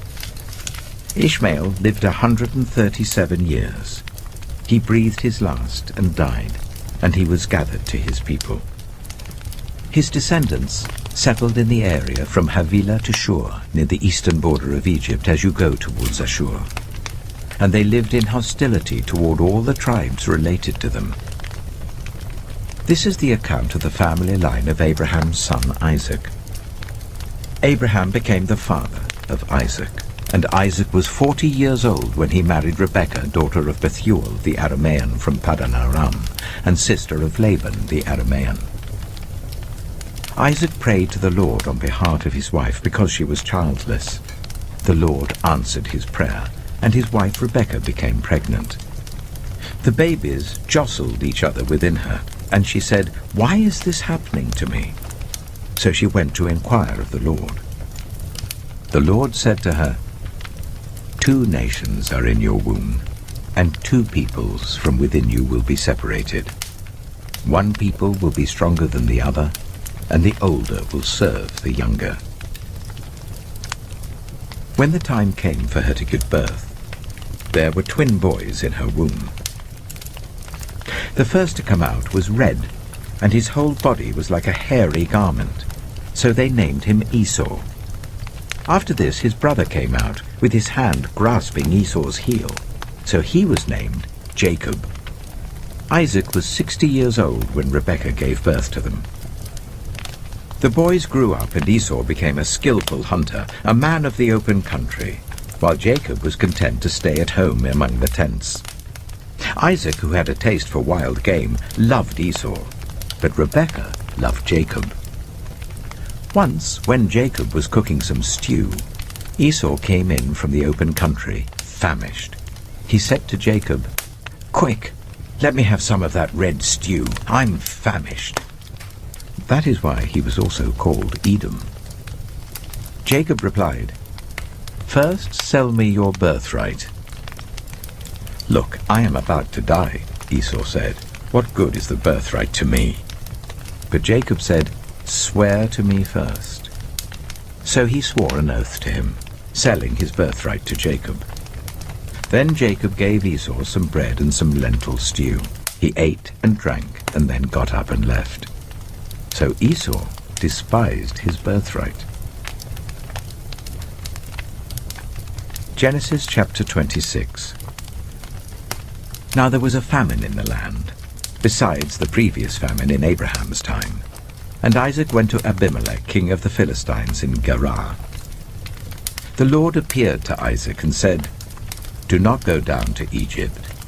Live in the land where I tell you to live. Stay in this land for a while, and I will be with you and will bless you. For to you and your descendants I will give all these lands and will confirm the oath I swore to your father Abraham. I will make your descendants as numerous as the stars in the sky, and will give them all these lands. And through your offspring all nations on earth will be blessed, because Abraham obeyed me and did everything I required of him, keeping my commands, my decrees, and my instructions." So Isaac stayed in Gerar. When the men of that place asked him about his wife, he said, "She is my sister," because he was afraid to say, "She is my wife."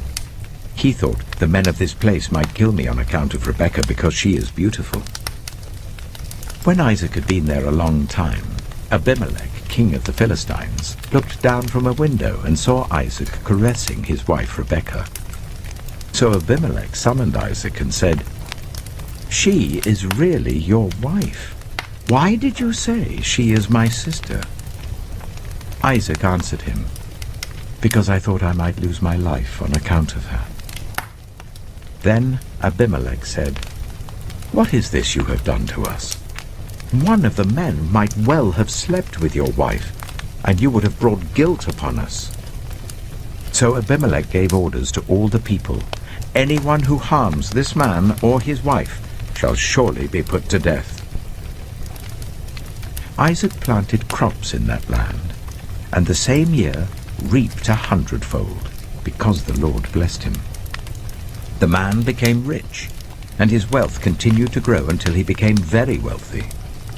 He had so many flocks and herds and servants that the Philistines envied him.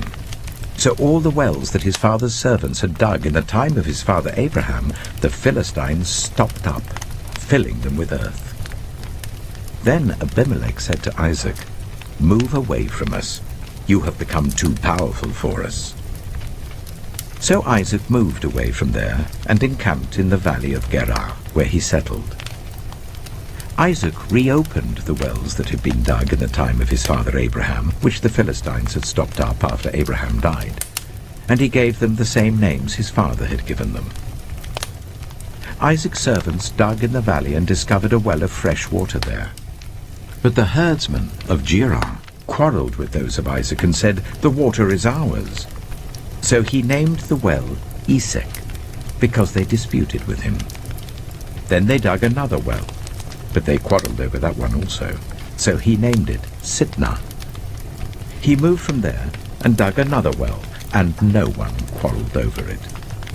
He named it Rehoboth, saying, "Now the Lord has given us room, and we will flourish in the land."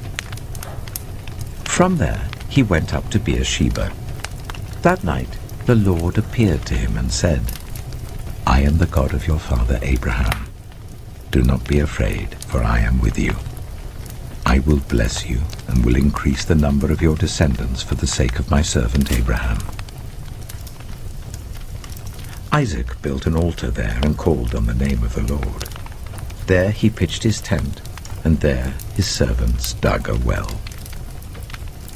Meanwhile, Abimelech had come to him from Gerar with Ahuzah, his personal advisor, and Phicol, the commander of his forces.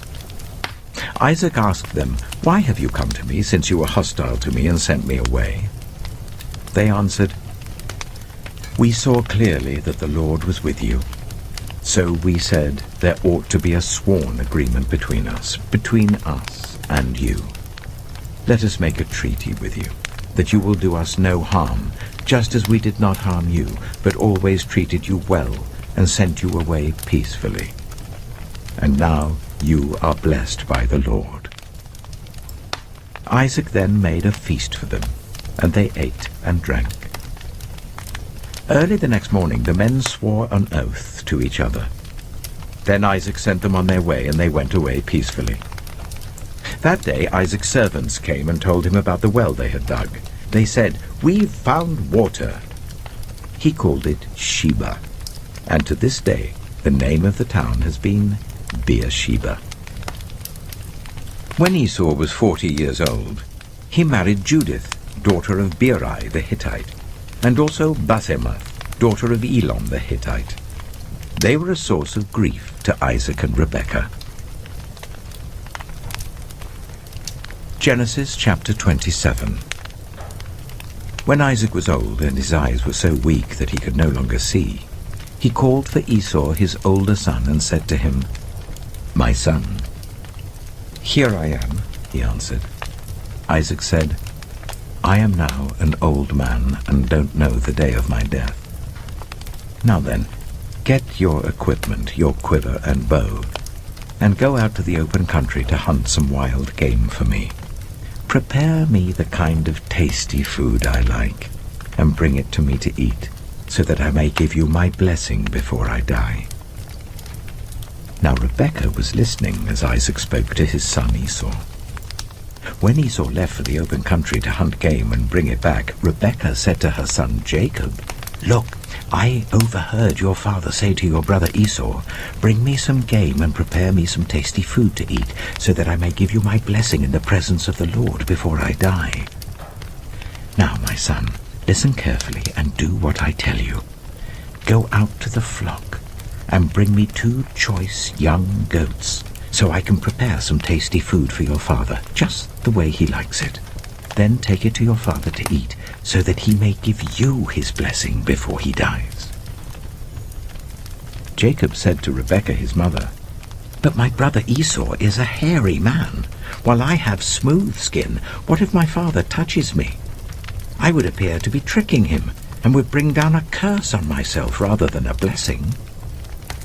His mother said to him, "My son, let the curse fall on me. Just do what I say. Go and get them for me." So he went and got them and brought them to his mother, and she prepared some tasty food, just the way his father liked it. Then Rebekah took the best clothes of Esau, her older son, which she had in the house, and put them on her younger son Jacob.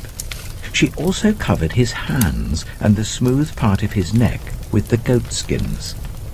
Then she handed to her son Jacob the tasty food and the bread she had made. He went to his father and said, "My father?" "Yes, my son," he answered. "Who is it?" Jacob said to his father, "I am Esau, your firstborn. I have done as you told me. Please sit up and eat some of my game, so that you may give me your blessing."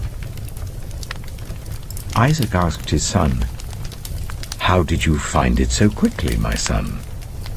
"The Lord your God gave me success," he replied.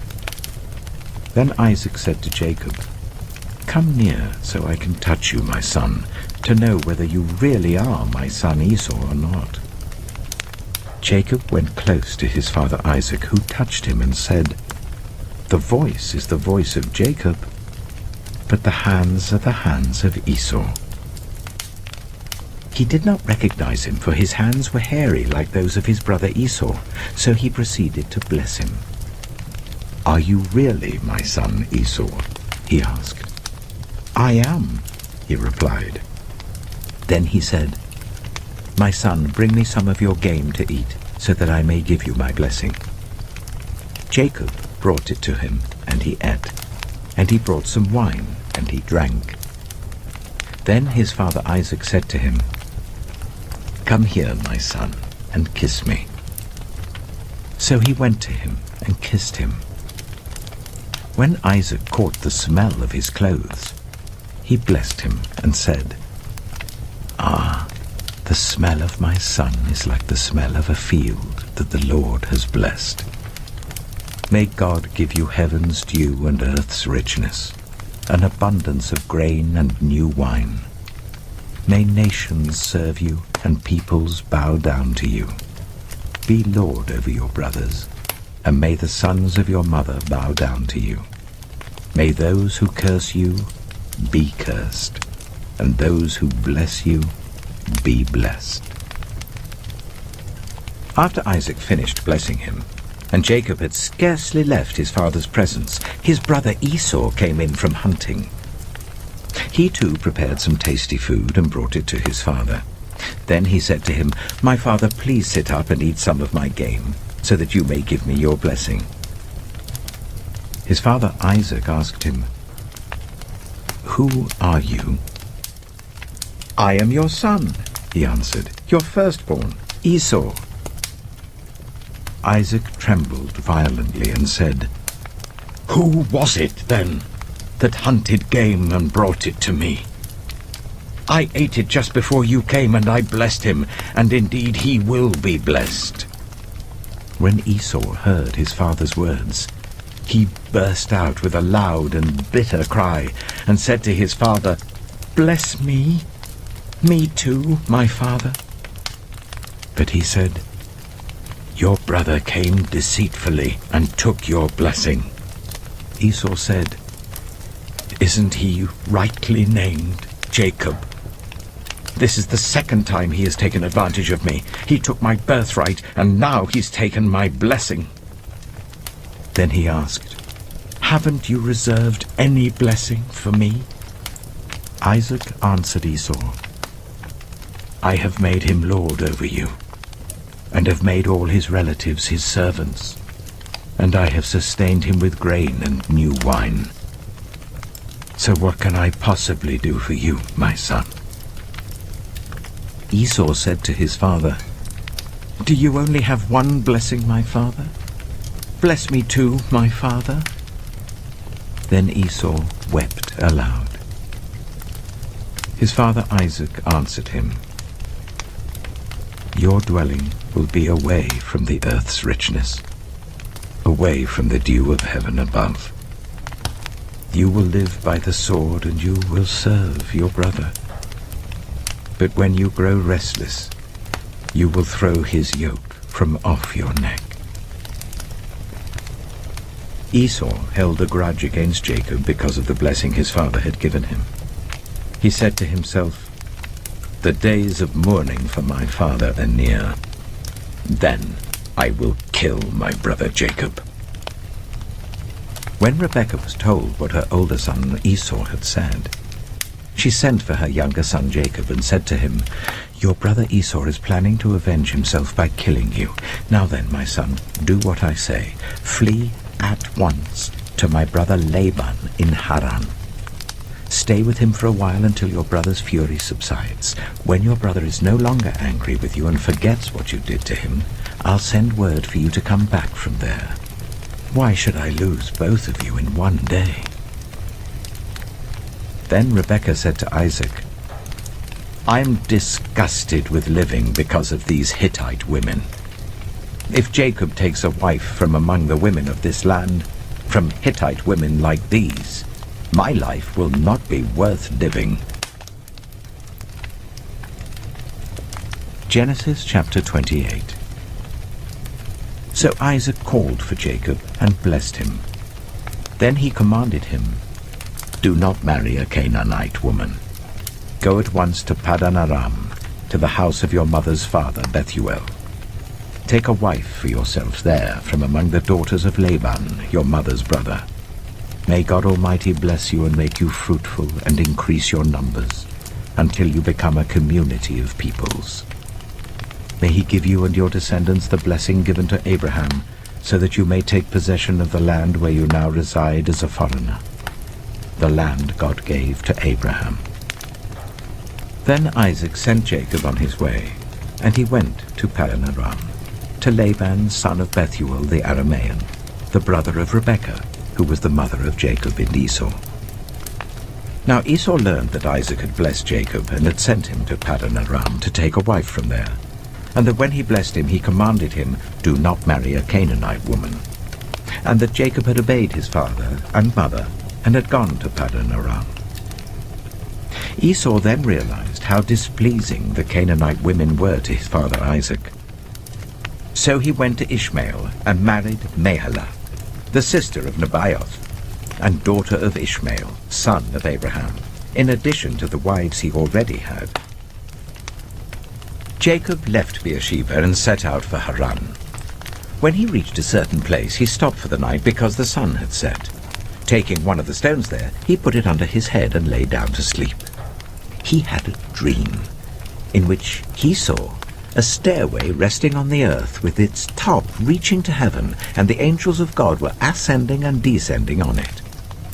There above it stood the Lord, and he said, I am the Lord, the God of your father Abraham and the God of Isaac.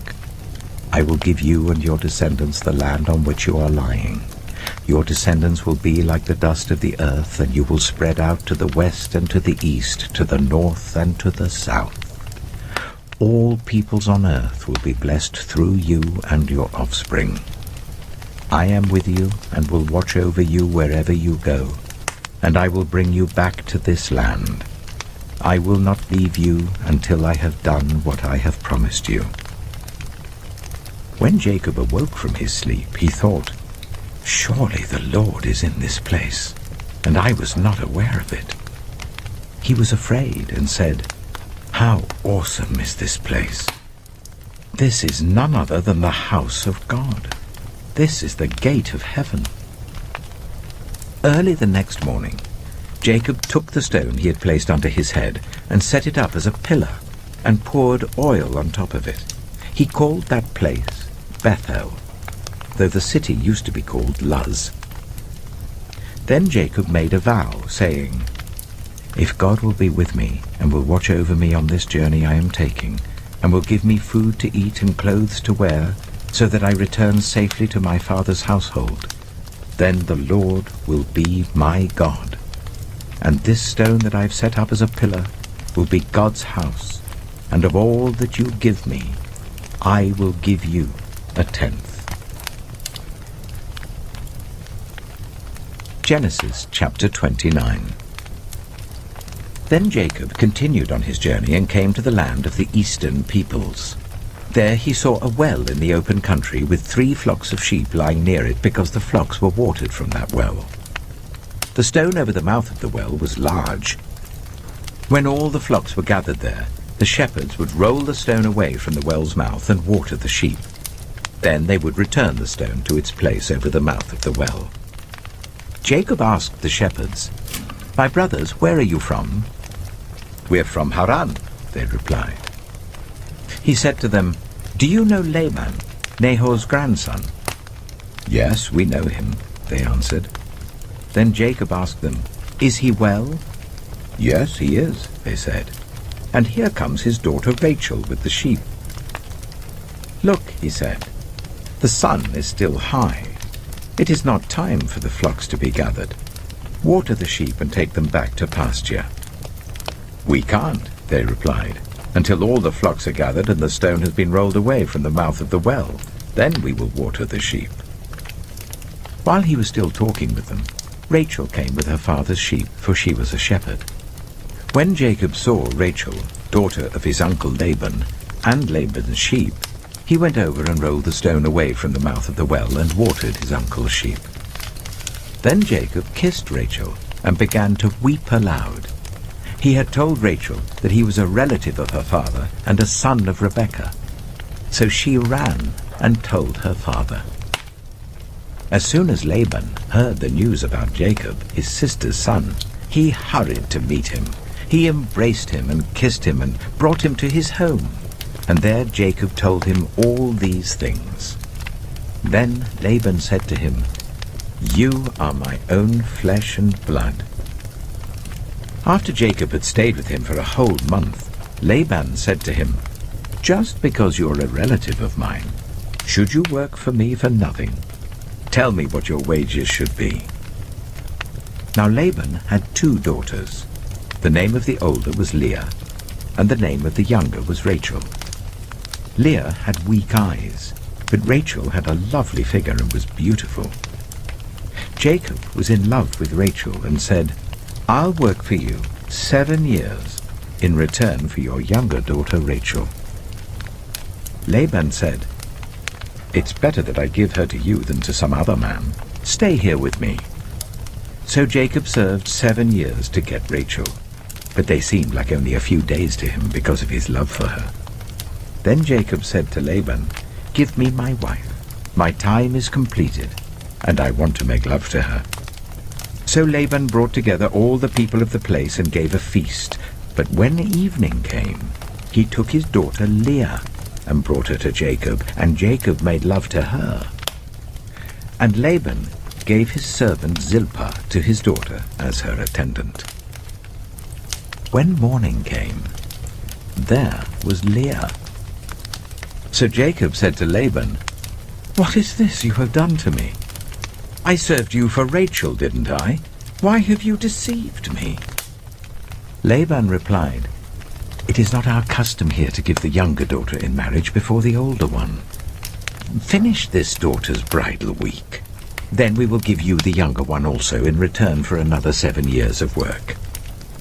And Jacob did so. He finished the week with Leah, and then Laban gave him his daughter Rachel to be his wife. Laban gave his servant Bilhah to his daughter Rachel as her attendant. Jacob made love to Rachel also, and his love for Rachel was greater than his love for Leah, and he worked for Laban another 7 years. When the Lord saw that Leah was not loved, he enabled her to conceive, but Rachel remained childless. Leah became pregnant and gave birth to a son. She named him Reuben, for she said, "It is because the Lord has seen my misery. Surely my husband will love me now." She conceived again, and when she gave birth to a son, she said, "Because the Lord heard that I am not loved, he gave me this one too." So she named him Simeon. Again she conceived, and when she gave birth to a son, she said, "Now at last my husband will become attached to me, because I have borne him 3 sons." So he was named Levi. She conceived again, and when she gave birth to a son, she said, "This time I will praise the Lord." So she named him Judah. Then she stopped having children. Genesis chapter 30. When Rachel saw that she was not bearing Jacob any children, she became jealous of her sister. So she said to Jacob, "Give me children or I'll die." Jacob became angry with her and said, "Am I in the place of God, who has kept you from having children?" Then she said, "Here is Bilhah, my servant. Sleep with her, so that she can bear children for me, and I too can build a family through her." So she gave him her servant Bilhah as a wife. Jacob slept with her, and she became pregnant and bore him a son. Then Rachel said, "God has vindicated me. He has listened to my plea and given me a son." Because of this, she named him Dan. Rachel's servant Bilhah conceived again and bore Jacob a second son. Then Rachel said, "I have had a great struggle with my sister, and I have won." So she named him Naphtali. When Leah saw that she had stopped having children, she took her servant Zilpah and gave her to Jacob as a wife. Leah's servant Zilpah bore Jacob a son. Then Leah said, "What good fortune!" So she named him Gad. Leah's servant Zilpah bore Jacob a second son. Then Leah said, "How happy I am! The women will call me happy." So she named him Asher. During wheat harvest, Reuben went out into the fields and found some mandrake plants, which he brought to his mother Leah. Rachel said to Leah, "Please give me some of your son's mandrakes." But she said to her, "Wasn't it enough that you took away my husband? Will you take my son's mandrakes too?" "Very well," Rachel said. "He can sleep with you tonight in return for your son's mandrakes." So when Jacob came in from the fields that evening, Leah went out to meet him. "You must sleep with me," she said. "I have hired you with my son's mandrakes." So he slept with her that night. God listened to Leah, and she became pregnant and bore Jacob a 5th son. Then Leah said, "God has rewarded me for giving my servant to my husband." So she named him Issachar. Leah conceived again and bore Jacob a 6th son. Then Leah said, "God has presented me with a precious gift. This time my husband will treat me with honor because I have borne him 6 sons." So she named him Zebulun. Some time later she gave birth to a daughter and named her Dinah. Then God remembered Rachel. He listened to her and enabled her to conceive. She became pregnant and gave birth to a son, and said, "God has taken away my disgrace." She named him Joseph, and said, "May the Lord add to me another son." After Rachel gave birth to Joseph, Jacob said to Laban, "Send me on my way so I can go back to my own homeland. Give me my wives and children for whom I have served you, and I will be on my way. You know how much work I've done for you." But Laban said to him, "If I have found favor in your eyes, please stay. I have learned by divination that the Lord has blessed me because of you." He added, "Name your wages, and I will pay them." Jacob said to him, "You know how I have worked for you, and how your livestock has fared under my care. The little you had before I came has increased greatly, and the Lord has blessed you wherever I have been. But now, when may I do something for my own household?" "What shall I give you?" he asked. "Don't give me anything," Jacob replied. "But if you will do this one thing for me, I will go on tending your flocks and watching over them. Let me go through all your flocks today and remove from them every speckled or spotted sheep, every dark-colored lamb, and every spotted or speckled goat. They will be my wages. And my honesty will testify for me in the future, whenever you check on the wages you have paid me. Any goat in my possession that is not speckled or spotted, or any lamb that is not dark-colored, will be considered stolen." "Agreed," said Laban. "Let it be as you have said." That same day he removed all the male goats that were streaked or spotted, and all the speckled or spotted female goats, all that had white on them, and all the dark-colored lambs, and he placed them in the care of his sons. Then he put a 3-day journey between himself and Jacob, while Jacob continued to tend the rest of Laban's flocks. Jacob, however, took fresh-cut branches from poplar, almond, and plane trees, and made white stripes on them by peeling the bark and exposing the white inner wood of the branches. Then he placed the peeled branches in all the watering troughs, so that they would be directly in front of the flocks when they came to drink. When the flocks were in heat and came to drink, they mated in front of the branches, and they bore young that were streaked or speckled or spotted. Jacob set apart the young of the flock by themselves, but made the rest face the streaked and dark-colored animals that belonged to Laban. Thus he made separate flocks for himself, and did not put them with Laban's animals. Whenever the stronger females were in heat, Jacob would place the branches in the troughs in front of the animals, so that they would mate near the branches. But if the animals were weak, he would not place them there. So the weak animals went to Laban, and the strong ones went to Jacob. In this way the man grew exceedingly prosperous, and came to own large flocks and female and male servants, and camels and donkeys. Genesis chapter 31. Jacob heard that Laban's sons were saying, "Jacob has taken everything our father owned, and has gained all this wealth from what belonged to our father." And Jacob noticed that Laban's attitude toward him was not what it had been. Then the Lord said to Jacob, "Go back to the land of your fathers and to your relatives, and I will be with you." So Jacob sent word to Rachel and Leah to come out to the fields where his flocks were. He said to them, "I see that your father's attitude towards me is not what it was before, but the God of my father has been with me. You know that I've worked for your father with all my strength. Yet your father has cheated me by changing my wages 10 times. However, God has not allowed him to harm me. If he said the speckled ones will be your wages." Then all the flocks gave birth to speckled young. And if he said, "The streaked ones will be your wages," then all the flocks bore streaked young. So God has taken away your father's livestock and has given them to me. In breeding season, I once had a dream in which I looked up and saw that the male goats mating with the flock were streaked, speckled, or spotted. The angel of God said to me in the dream, "Jacob."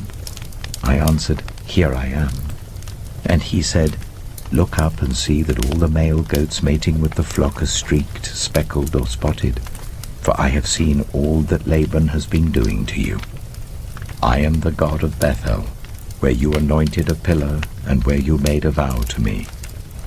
Now leave this land at once and go back to your native land." Then Rachel and Leah replied, "Do we still have any share in the inheritance of our father's estate? Does he not regard us as foreigners? Not only has he sold us, but he has used up what was paid for us. Surely all the wealth that God took away from our father belongs to us and our children.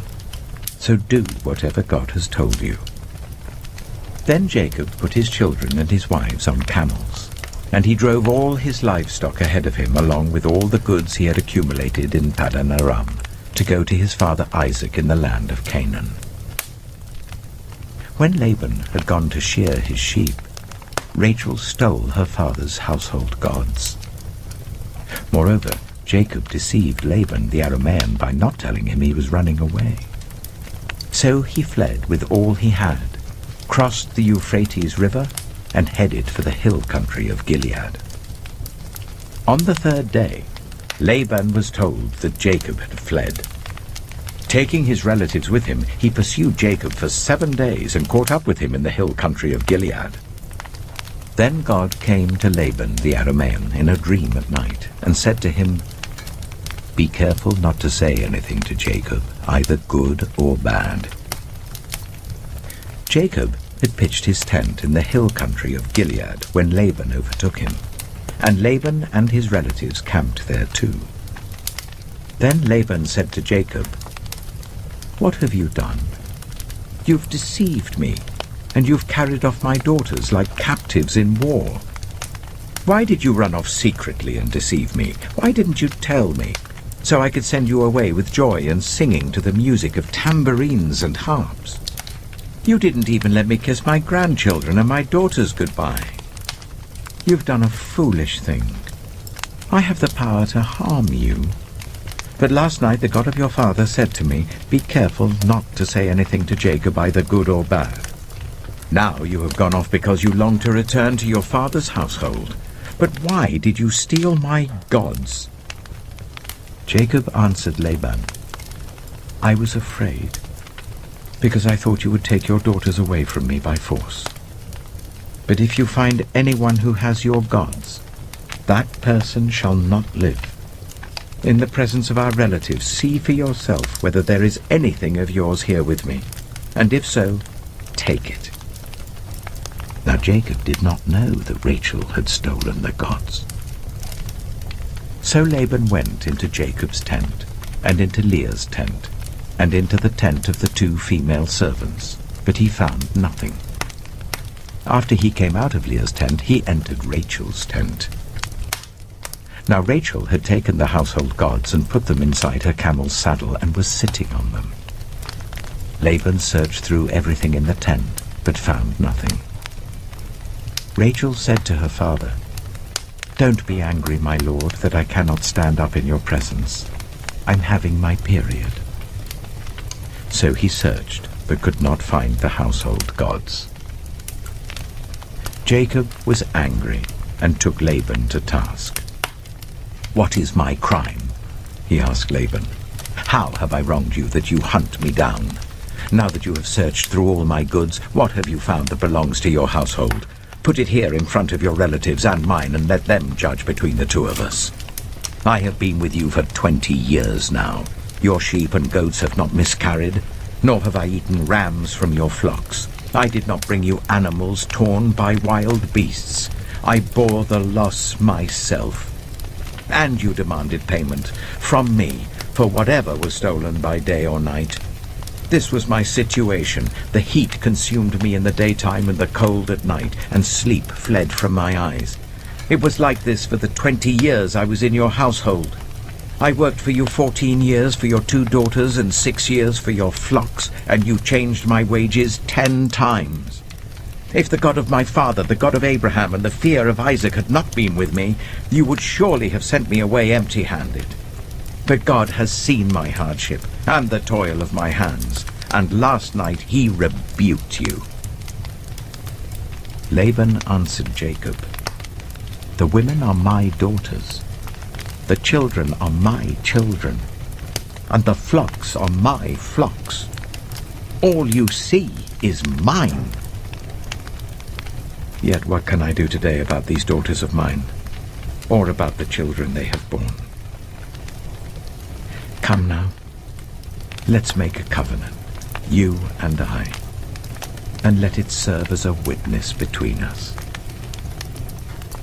So Jacob took a stone and set it up as a pillar.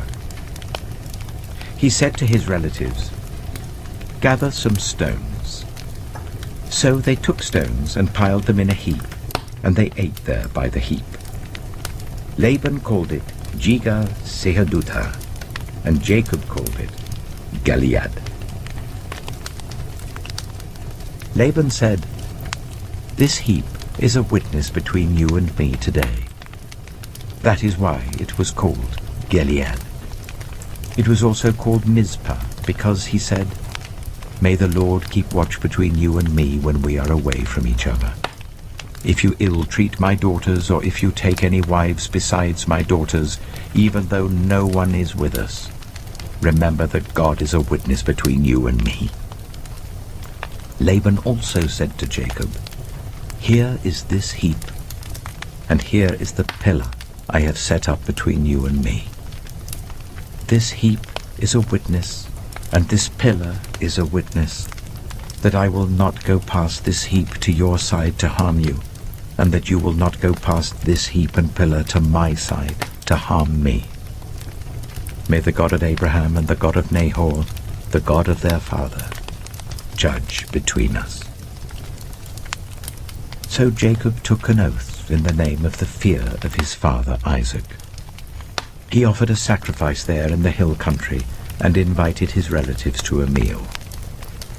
After they had eaten, they spent the night there. Early the next morning, Laban kissed his grandchildren and his daughters and blessed them. Then he left and returned home. Genesis chapter 32. Jacob also went on his way, and the angels of God met him. When Jacob saw them, he said, "This is the camp of God." So he named that place Mahanaim. Jacob sent messengers ahead of him to his brother Esau in the land of Seir, the country of Edom. He instructed them, "This is what you are to say to my lord Esau. Your servant Jacob says, I have been staying with Laban and have remained there till now. I have cattle and donkeys, sheep and goats, male and female servants.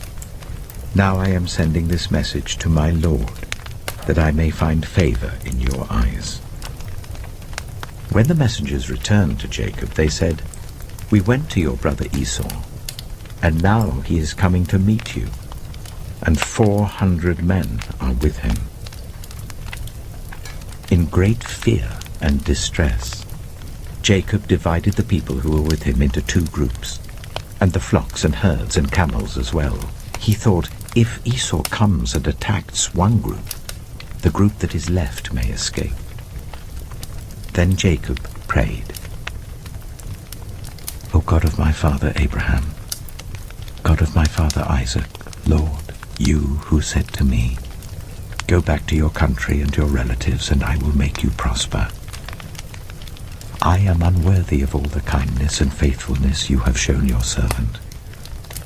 I had only my staff when I crossed this Jordan, but now I have become 2 camps. Save me, I pray, from the hand of my brother Esau, for I am afraid he will come and attack me, and also the mothers with their children. But you have said, I will surely make you prosper, and will make your descendants like the sand of the sea, which cannot be counted. He spent the night there, and from what he had with him, he selected a gift for his brother Esau. 200 female goats and 20 male goats, 200 ewes and 20 rams, 30 female camels with their young, 40 cows and 10 bulls, and 20 female donkeys and 10 male donkeys. He put them in the care of his servants, each herd by itself, and said to his servants, Go ahead of me, and keep some space between the herds. He instructed the one in the lead, When my brother Esau meets you and asks, Who do you belong to and where are you going, and who owns all these animals in front of you? Then you are to say, They belong to your servant Jacob. They are a gift sent to my lord Esau, and he is coming behind us. He also instructed the second, the third, and all the others who followed the herds, You are to say the same thing to Esau when you meet him, and be sure to say, Your servant Jacob is coming behind us. For he thought, I will pacify him with these gifts I'm sending on ahead. Later, when I see him, perhaps he will receive me. So Jacob's gifts went on ahead of him, but he himself spent the night in the camp. That night Jacob got up and took his 2 wives, his 2 female servants, and his 11 sons, and crossed the ford of the Jabbok. After he had sent them across the stream, he sent over all his possessions. So Jacob was left alone, and a man wrestled with him till daybreak. When the man saw that he could not overpower him, he touched the socket of Jacob's hip, so that his hip was wrenched as he wrestled with the man. Then the man said, Let me go, for it is daybreak. But Jacob replied, I will not let you go, unless you bless me. The man asked him, What is your name? Jacob, he answered. Then the man said, Your name will no longer be Jacob, but Israel, because you have struggled with God and with humans and have overcome. Jacob said, Please tell me your name. But he replied, Why do you ask my name? Then he blessed him there. So Jacob called the place Peniel, saying, It is because I saw God face to face, and yet my life was spared. The sun rose above him as he passed Peniel, and he was limping because of his hip. Therefore to this day the Israelites do not eat the tendon attached to the socket of the hip, because the socket of Jacob's hip was touched near the tendon. Genesis chapter 33. Jacob looked up, and there was Esau, coming with his 400 men. So he divided the children among Leah, Rachel, and the 2 female servants. He put the female servants and their children in front, Leah and her children next, and Rachel and Joseph in the rear. He himself went on ahead and bowed down to the ground 7 times as he approached his brother. But Esau ran to meet Jacob and embraced him. He threw his arms around his neck and kissed him, and they wept. Then Esau looked up and saw the women and children. Who are these with you? He asked. Jacob answered, They are the children God has graciously given your servant. Then the female servants and their children approached and bowed down. Next Leah and her children came and bowed down. Last of all came Joseph and Rachel, and they too bowed down. Esau asked, What's the meaning of all these flocks and herds I met? To find favor in your eyes, my lord, he said. But Esau said, I already have plenty, my brother. Keep what you have for yourself. No, please, said Jacob. If I have found favor in your eyes, accept this gift from me. For to see your face is like seeing the face of God now that you have received me favorably. Please accept the present that was brought to you, for God has been gracious to me, and I have all I need. And because Jacob insisted, Esau accepted it. Then Esau said, Let us be on our way. I'll accompany you. But Jacob said to him, My Lord knows that the children are tender, and that I must care for the ewes and cows that are nursing their young. If they are driven hard just one day, all the animals will die. So let my Lord go on ahead of his servant while I move along slowly at the pace of the flocks and herds before me, and the pace of the children, until I come to my Lord in Seir. Esau said, Then let me leave some of my men with you. But why do that? Jacob asked. Just let me find favor in the eyes of my Lord. So that day Esau started on his way back to Seir. Jacob, however, went to Succoth, where he built a place for himself and made shelters for his livestock. That is why the place is called Succoth. After Jacob came from Paddan Aram, he arrived safely at the city of Shechem in Canaan, and camped within sight of the city. For 100 pieces of silver he bought from the sons of Hamor, the father of Shechem, the plot of ground where he pitched his tent. There he set up an altar, and called it El Elohe Israel. Genesis chapter 34.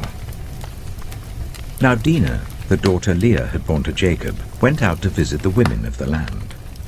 When Shechem, son of Hamor the Hivite, the ruler of that area, saw her, he took her and raped her. His heart was drawn to Dinah, daughter of Jacob. He loved the young woman and spoke tenderly to her. And Shechem said to his father Hamor, Get me this girl as my wife.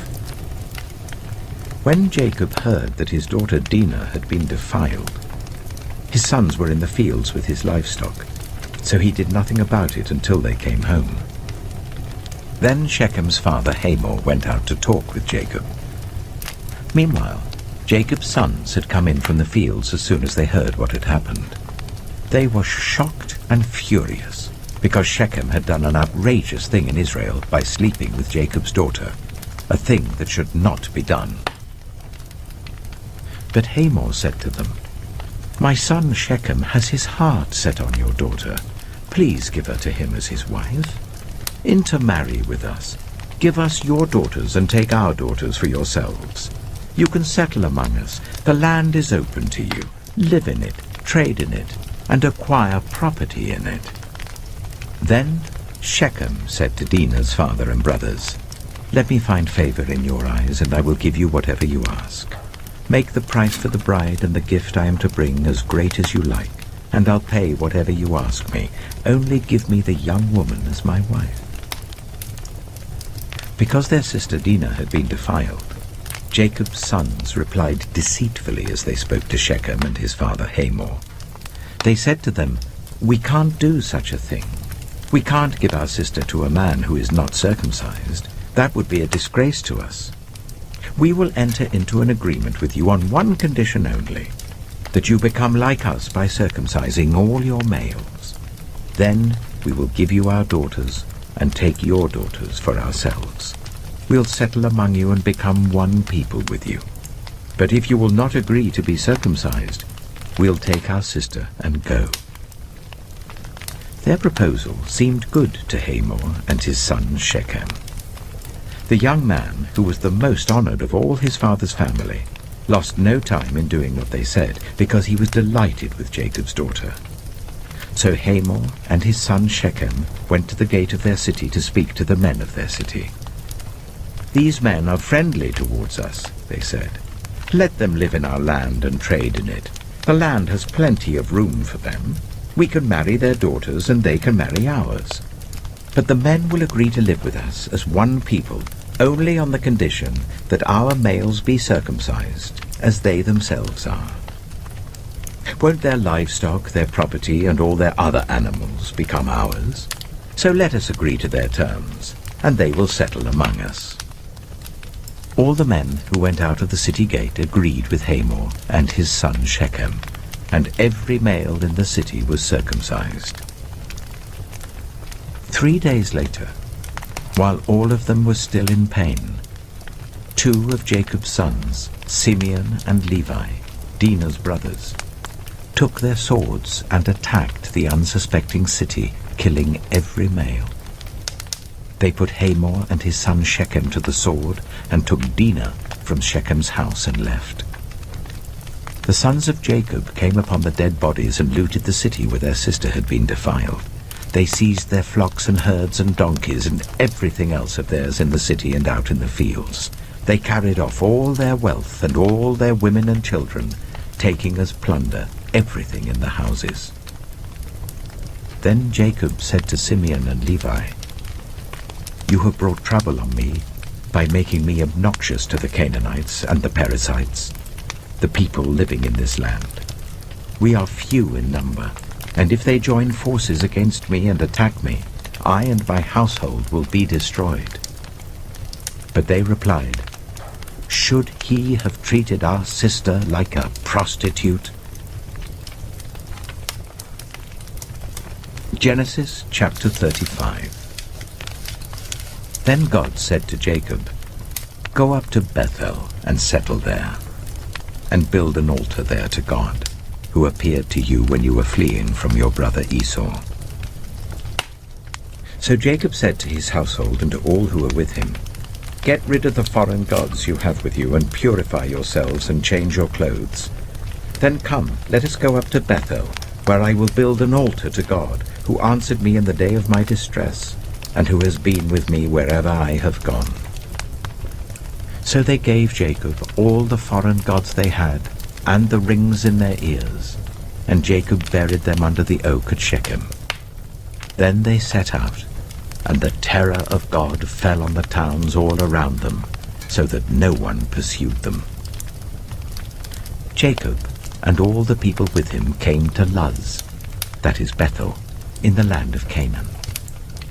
There he built an altar, and he called the place El Bethel, because it was there that God revealed himself to him when he was fleeing from his brother.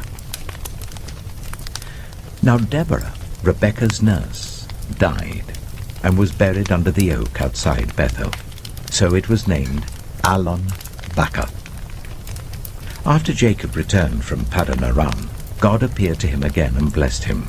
God said to him, "Your name is Jacob, but you will no longer be called Jacob. Your name will be Israel." So he named him Israel. And God said to him, "I am God Almighty. Be fruitful and increase in number. A nation and a community of nations will come from you, and kings will be among your descendants. The land I gave to Abraham and Isaac I also give to you, and I will give this land to your descendants after you." Then God went up from him at the place where he had talked with him. Jacob set up a stone pillar at the place where God had talked with him, and he poured out a drink offering on it. He also poured oil on it. Jacob called the place where God had talked with him Bethel. Then they moved on from Bethel. While they were still some distance from Ephraim, Rachel began to give birth and had great difficulty. And as she was having great difficulty in childbirth, the midwife said to her, "Don't despair, for you have another son." As she breathed her last, for she was dying, she named her son Ben-Oni, but his father named him Benjamin. So Rachel died, and was buried on the way to Ephraim, that is Bethlehem. Over her tomb Jacob set up a pillar, and to this day That pillar marks Rachel's tomb. Israel moved on again and pitched his tent beyond Migdal Eder. While Israel was living in that region, Reuben went in and slept with his father's concubine Bilhah, and Israel heard of it. Jacob had 12 sons. The sons of Leah: Reuben, the firstborn of Jacob, Simeon, Levi, Judah, Issachar, and Zebulun. The sons of Rachel: Joseph and Benjamin. The sons of Rachel's servant Bilhah: Dan and Naphtali. The sons of Leah's servant Zilpah: Gad and Asher. These were the sons of Jacob who were born to him in Paddan Aram. Jacob came home to his father Isaac in Mamre, near Kiriath Arba, that is Hebron, where Abraham and Isaac had stayed. Isaac lived 180 years. Then he breathed his last and died, and was gathered to his people, old and full of years. And his sons Esau and Jacob buried him. Genesis chapter 36. This is the account of the family line of Esau, that is, Edom. Esau took his wives from the women of Canaan: Adah, daughter of Elon the Hittite, and Aholibamah, daughter of Anah and granddaughter of Zibeon the Hittite, and Basemath, daughter of Ishmael and sister of Nebaioth. Adah bore Eliphaz to Esau, Basemath bore Ruel, and Aholibamah bore Jeush, Jalam, and Korah. These were the sons of Esau who were born to him in Canaan.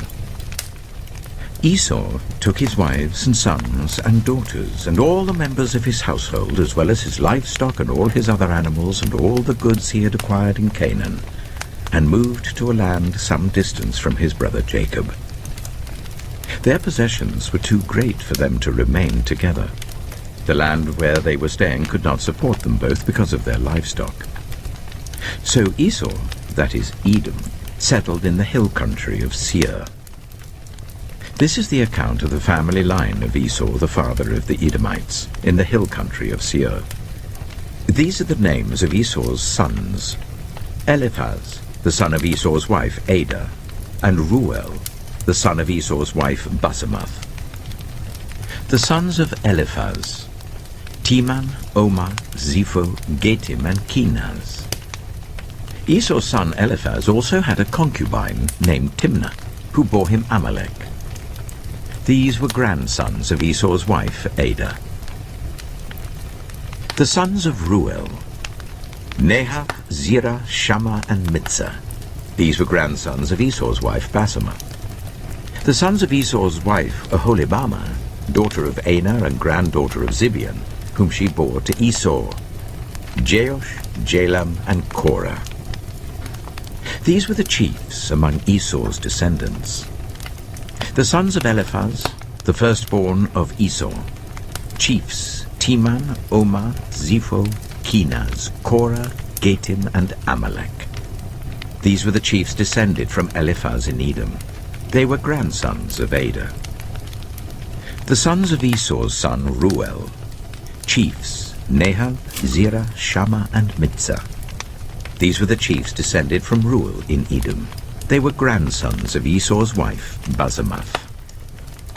The sons of Esau's wife Aholibamah: chiefs Jeush, Jalam, and Korah. These were the chiefs descended from Esau's wife Aholibamah, daughter of Anah.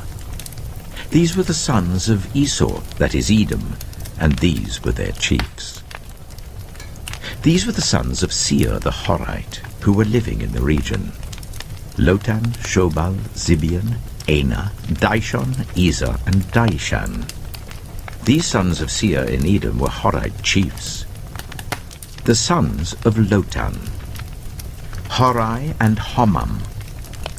Timnah was Lotan's sister. The sons of Shobal: Alvan, Manahath, Ebal, Shapho, and Onam. The sons of Zibeon: Ea and Ana. This is the Ana who discovered the hot springs in the desert while he was grazing the donkeys of his father Zibeon. The children of Ana, Dishon and Aholibama, daughter of Ana. The sons of Dishon, Hemdan, Eshban, Ithran, and Kiran. The sons of Ezer, Bilhan, Zevan, and Akan. The sons of Dishan, Az and Aram. These were the Horite chiefs: Lotan, Shobal, Zibeon, Ana, Dishon, Ezer, and Dishan. These were the Horite chiefs according to their divisions in the land of Seir. These were the kings who reigned in Edom before any Israelite king reigned. Bela, son of Beor, became king of Edom. His city was named Dinhabah. When Bela died, Jobab, son of Zerah from Bozrah, succeeded him as king. When Jobab died, Husham from the land of the Temanites succeeded him as king. When Husham died, Hadad, son of Bedad, who defeated Midian in the country of Moab, succeeded him as king. His city was named Avith. When Hadad died, Samlah from Masrekah succeeded him as king. When Samlah died, Shaul from Rehoboth on the river succeeded him as king. When Shaul died, Baal-Hanan, son of Akbor, succeeded him as king. When Baal-Hanan, son of Akbor, died, Hadad succeeded him as king. His city was named Peiu, and his wife's name was Mehetabel, daughter of Metred, the daughter of Mezahab. These were the chiefs descended from Esau, by name according to their clans and regions: Timnah, Aliba, Jetheth, Aholibama, Elah, Pinon, Kizah, Teman, Mibzah, Magdiel, and Iram. These were the chiefs of Edom according to their settlements in the land they occupied.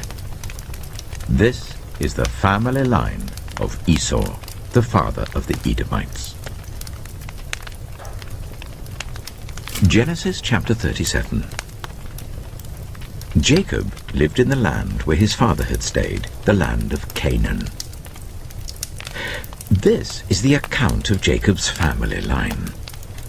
Joseph, a young man of 17, was tending the flocks with his brothers, the sons of Bilhah and the sons of Zilpah, his father's wives, and he brought their father a bad report about them.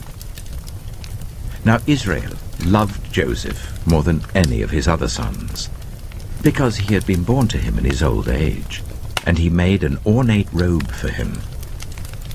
When his brothers saw that their father loved him more than any of them, they hated him and could not speak a kind word to him. Joseph had a dream, and when he told it to his brothers, they hated him all the more. He said to them, "Listen to this dream I had. We were binding sheaves of corn out in the field when suddenly my sheaf rose and stood upright, while your sheaves gathered round mine and bowed down to it." His brothers said to him, "Do you intend to reign over us? Will you actually rule us?" And they hated him all the more because of his dream and what he had said. Then he had another dream, and he told it to his brothers. "Listen," he said, "I had another dream, and this time the sun and moon and 11 stars were bowing down to me." When he told his father as well as his brothers, his father rebuked him and said, "What is this dream you had? Will your mother and I and your brothers actually come and bow down to the ground before you?" His brothers were jealous of him, but his father kept the matter in mind. Now his brothers had gone to graze their father's flocks near Shechem, and Israel said to Joseph, "As you know, your brothers are grazing the flocks near Shechem. Come, I'm going to send you to them." "Very well," he replied. So he said to him, "Go and see if all is well with your brothers and with the flocks, and bring word back to me." Then he sent him off from the valley of Hebron. When Joseph arrived at Shechem, a man found him wandering around in the fields and asked him, "What are you looking for?" He replied, "I'm looking for my brothers. Can you tell me where they are grazing their flocks?" "They've moved on from here," the man answered. I heard them say, 'Let's go to Dothan.' So Joseph went after his brothers and found them near Dothan. But they saw him in the distance, and before he reached them, they plotted to kill him. 'Here comes that dreamer,' they said to each other. 'Come now, let's kill him and throw him into one of these cisterns, and say that a ferocious animal devoured him. Then we'll see what comes of his dreams.' When Reuben heard this, he tried to rescue him from their hands. 'Let's not take his life,' he said. 'Don't shed any blood. Throw him into this cistern here in the wilderness, but don't lay a hand on him.' Reuben said this to rescue him from them and take him back to his father. So when Joseph came to his brothers, they stripped him of his robe, the ornate robe he was wearing, and they took him and threw him into the cistern. The cistern was empty. There was no water in it. As they sat down to eat their meal, they looked up and saw a caravan of Ishmaelites coming from Gilead. Their camels were loaded with spices, balm and myrrh, and they were on their way to take them down to Egypt. Judah said to his brothers, "What will we gain if we kill our brother and cover up his blood? Come, let's sell him to the Ishmaelites and not lay our hands on him. After all, he is our brother, our own flesh and blood." His brothers agreed. So when the Midianite merchants came by, his brothers pulled Joseph up out of the cistern and sold him for 20 shekels of silver to the Ishmaelites, who took him to Egypt. When Reuben returned to the cistern and saw that Joseph was not there, he tore his clothes. He went back to his brothers and said, "The boy isn't there. Where can I turn now?" Then they got Joseph's robe, slaughtered a goat and dipped the robe in the blood. They took the ornate robe back to their father and said, "We found this. Examine it to see whether it is your son's robe." He recognized it and said, "It is my son's robe. Some ferocious animal has devoured him. Joseph has surely been torn to pieces." Then Jacob tore his clothes, put on sackcloth, and mourned for his son many days. All his sons and daughters came to comfort him, but he refused to be comforted. "No," he said, "I will continue to mourn until I join my son in the grave." So his father wept for him. Meanwhile, the Midianites sold Joseph in Egypt to Potiphar, one of Pharaoh's officials, the captain of the guard. Genesis chapter 38. At that time, Judah left his brothers and went down to stay with a man of Adullam named Hira. There Judah met the daughter of a Canaanite man named Shua. He married her and made love to her. She became pregnant and gave birth to a son, who was named She conceived again and gave birth to a son and named him Onan. She gave birth to still another son and named him Shelah. It was at Kisib that she gave birth to him. Judah got a wife for his firstborn, and her name was Tamar. But Judah's firstborn, was wicked in the Lord's sight, so the Lord put him to death. Then Judah said to Onan, "Sleep with your brother's wife, and fulfill your duty to her as a brother-in-law to raise up offspring for your brother." But Onan knew that the child would not be his. So whenever he slept with his brother's wife, he spilled his semen on the ground to avoid providing offspring for his brother. What he did was wicked in the Lord's sight, so the Lord put him to death also. Judah then said to his daughter-in-law Tamar, "Live as a widow in your father's household until my son Shelah grows up." For he thought, he may die too, just like his brothers. So Tamar went to live in her father's household. After a long time, Judah's wife, the daughter of Shua, died. When Judah had recovered from his grief, he went up to Timnah to the men who were shearing his sheep, and his friend Hira the Adullamite went with him. When Tamar was told, "Your father-in-law is on his way to Timnah to shear his sheep," she took off her widow's clothes, covered herself with a veil to disguise herself, and then sat down at the entrance to Enaim, which is on the road to Timnah, for she saw that though Shelah had now grown up, she had not been given to him as his wife. When Judah saw her, he thought she was a prostitute, for she had covered her face. Not realizing that she was his daughter-in-law, he went over to her by the roadside and said, "Come now, let me sleep with you." "And what will you give me to sleep with you?" she asked. "I'll send you a young goat from my flock," he said. "Will you give me something as a pledge until you send it?" she asked. He said, "What pledge should I give you?" "Your seal and its cord and the staff in your hand," she answered. So he gave them to her and slept with her, and she became pregnant by him. After she left, she took off her veil and put on her widow's clothes again. Meanwhile, Judah sent the young goat by his friend the Adullamite in order to get his pledge back from the woman, but he did not find her. He asked the men who lived there, "Where is the shrine prostitute who was beside the road at Enaim?" "There hasn't been any shrine prostitute here," they said. So he went back to Judah and said, "I didn't find her. Besides, the men who lived there said, 'There hasn't been any shrine prostitute here.'" Then Judah said, "Let her keep what she has, or we will become a laughing stock. After all, I did send her this young goat, but you didn't find her." About 3 months later, Judah was told, "Your daughter-in-law Tamar is guilty of prostitution, and as a result she is now pregnant." Judah said, "Bring her out, and let her be burned to death." As she was being brought out, she sent a message to her father-in-law. "I am pregnant by the man who owns these," she said. And she added, "See if you recognize whose seal and cord and staff these are."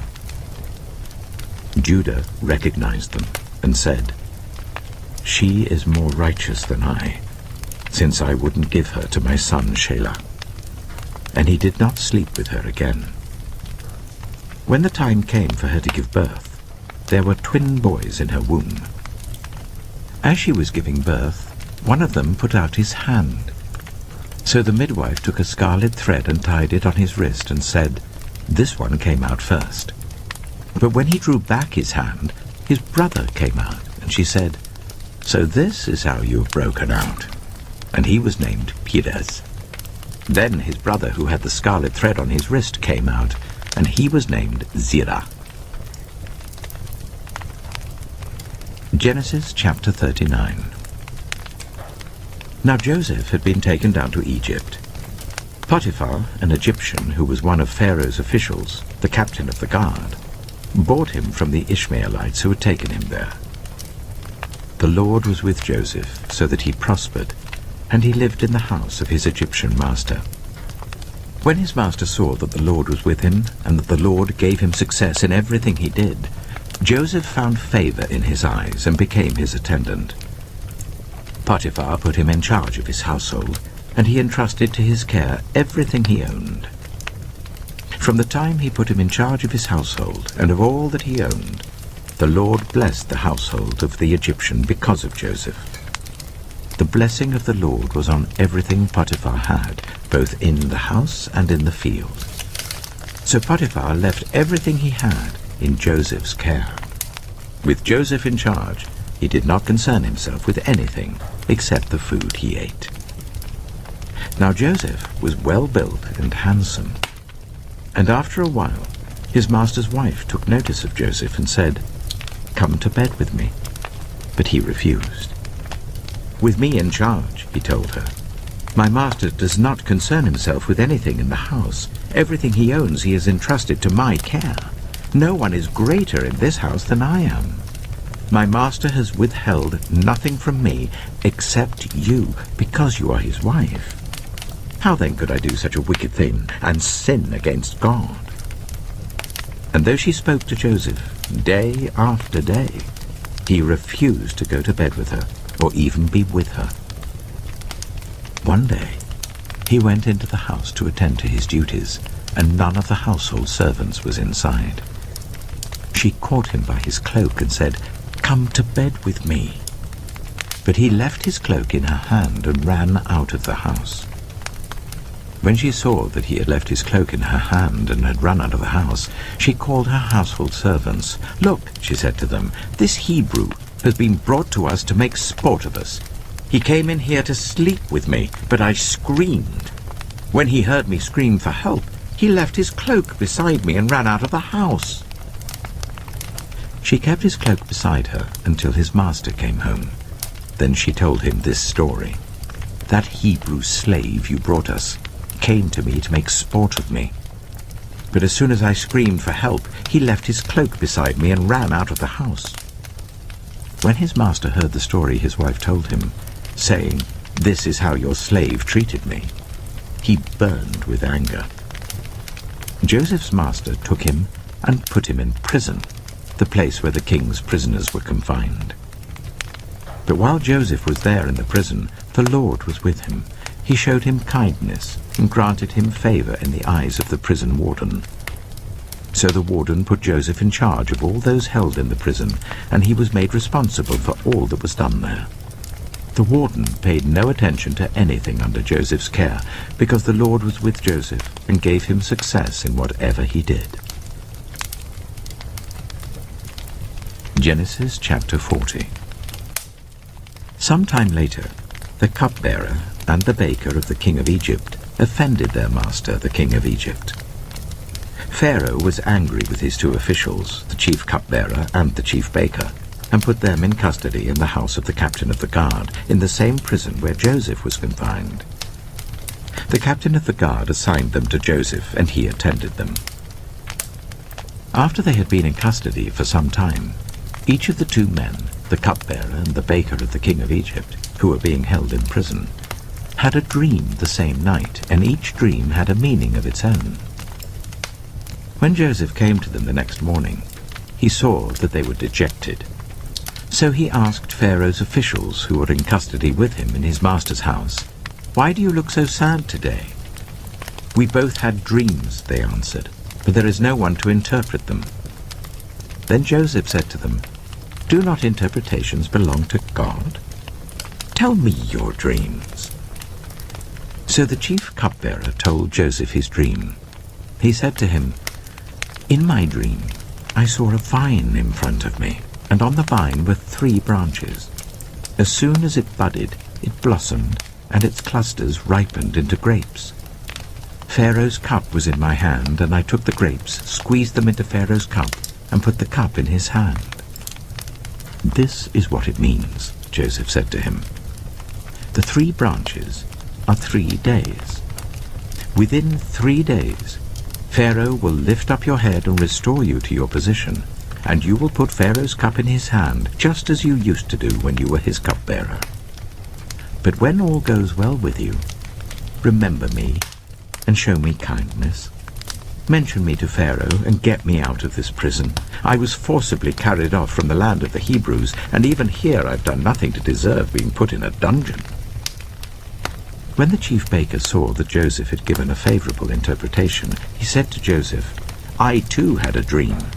On my head were 3 baskets of bread. In the top basket were all kinds of baked goods for Pharaoh, but the birds were eating them out of the basket on my head." "This is what it means," Joseph said. "The 3 baskets are 3 days. Within 3 days, Pharaoh will lift off your head and impale your body on a pole, and the birds will eat away your flesh." Now the 3rd day was Pharaoh's birthday, and he gave a feast for all his officials. He lifted up the heads of the chief cupbearer and the chief baker in the presence of his officials.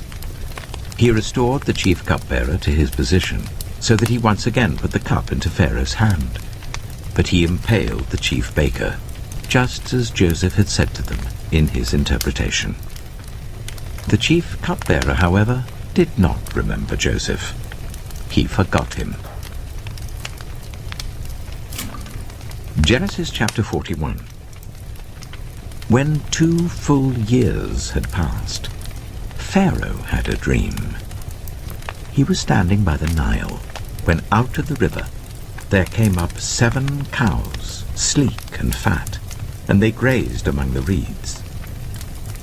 After them 7 other cows, ugly and gaunt, came up out of the Nile and stood beside those on the riverbank.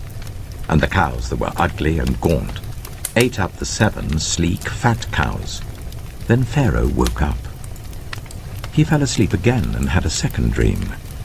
7 ears of corn, healthy and good, were growing on a single stalk. After them 7 other ears of corn sprouted, thin and scorched by the east wind. The thin ears of corn swallowed up the 7 healthy, full ears. Then Pharaoh woke up. It had been a dream. In the morning his mind was troubled, so he sent for all the magicians and wise men of Egypt. Pharaoh told them his dreams, but no one could interpret them for him. Then the chief cupbearer said to Pharaoh, "Today I'm reminded of my shortcomings. Pharaoh was once angry with his servants, and he imprisoned me and the chief baker in the house of the captain of the guard. Each of us had a dream the same night, and each dream had a meaning of its own. Now a young Hebrew was there with us, a servant of the captain of the guard. We told him our dreams, and he interpreted them for us, giving each man the interpretation of his dream. And things turned out exactly as he interpreted them to us. I was restored to my position, and the other man was impaled." So Pharaoh sent for Joseph, and he was quickly brought from the dungeon. When he had shaved and changed his clothes, he came before Pharaoh. Pharaoh said to Joseph, "I had a dream, and no one can interpret it. But I've heard it said of you that when you hear a dream, you can interpret it." "I cannot do it," Joseph replied to Pharaoh, "but God will give Pharaoh the answer he desires." Then Pharaoh said to Joseph, "In my dream I was standing on the bank of the Nile. When out of the river there came up 7 cows, fat and sleek, and they grazed among the reeds. After them 7 other cows came up, scrawny and very ugly and lean. I had never seen such ugly cows in all the land of Egypt. The lean, ugly cows ate up the 7 fat cows that came up first. But even after they ate them, no one could tell that they had done so. They looked just as ugly as before. Then I woke up. In my dream I saw 7 ears of corn, full and good, growing on a single stalk. After them 7 other ears sprouted, withered and thin and scorched by the east wind. The thin ears of corn swallowed up the 7 good ears. I told this to the magicians, but none of them could explain it to me." Then Joseph said to Pharaoh, "The dreams of Pharaoh are one and the same. God has revealed to Pharaoh what he is about to do.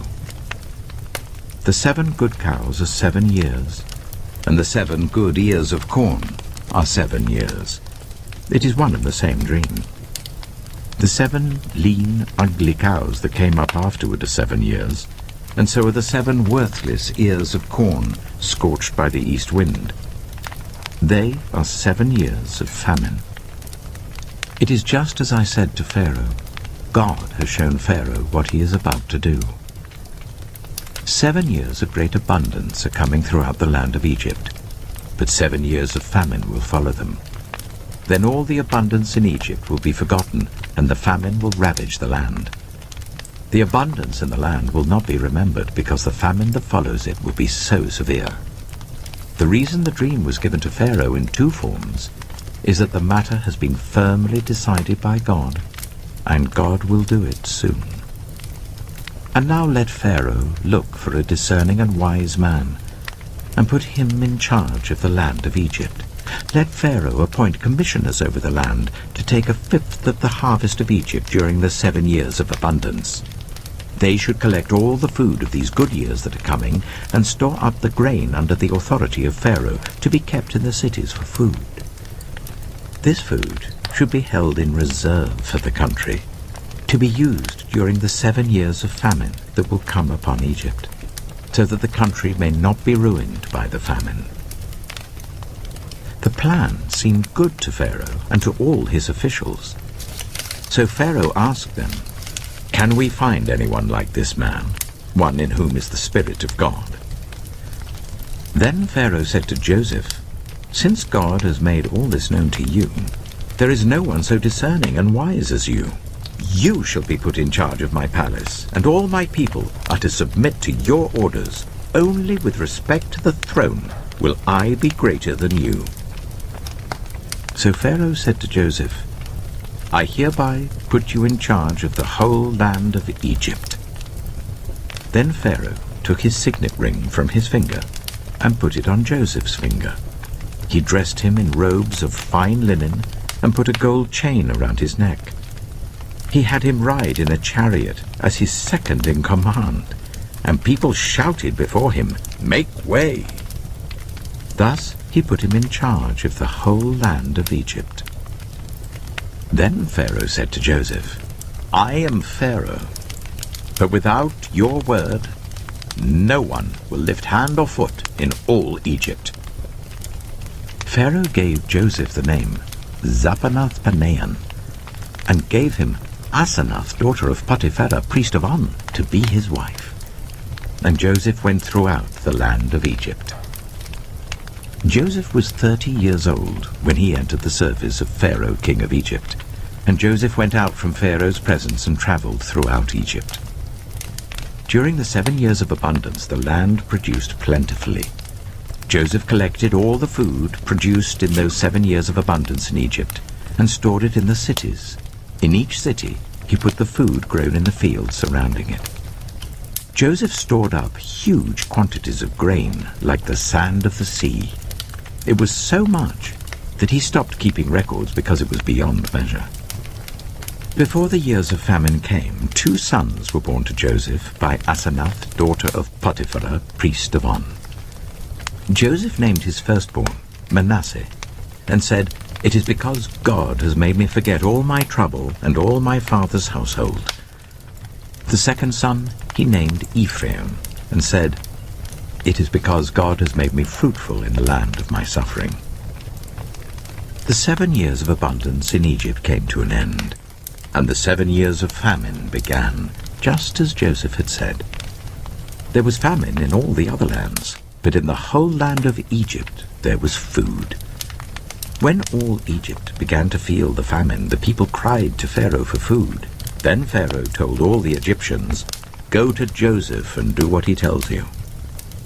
When the famine had spread over the whole country, Joseph opened all the storehouses and sold grain to the Egyptians, for the famine was severe throughout Egypt. And all the world came to Egypt to buy grain from Joseph, because the famine was severe everywhere.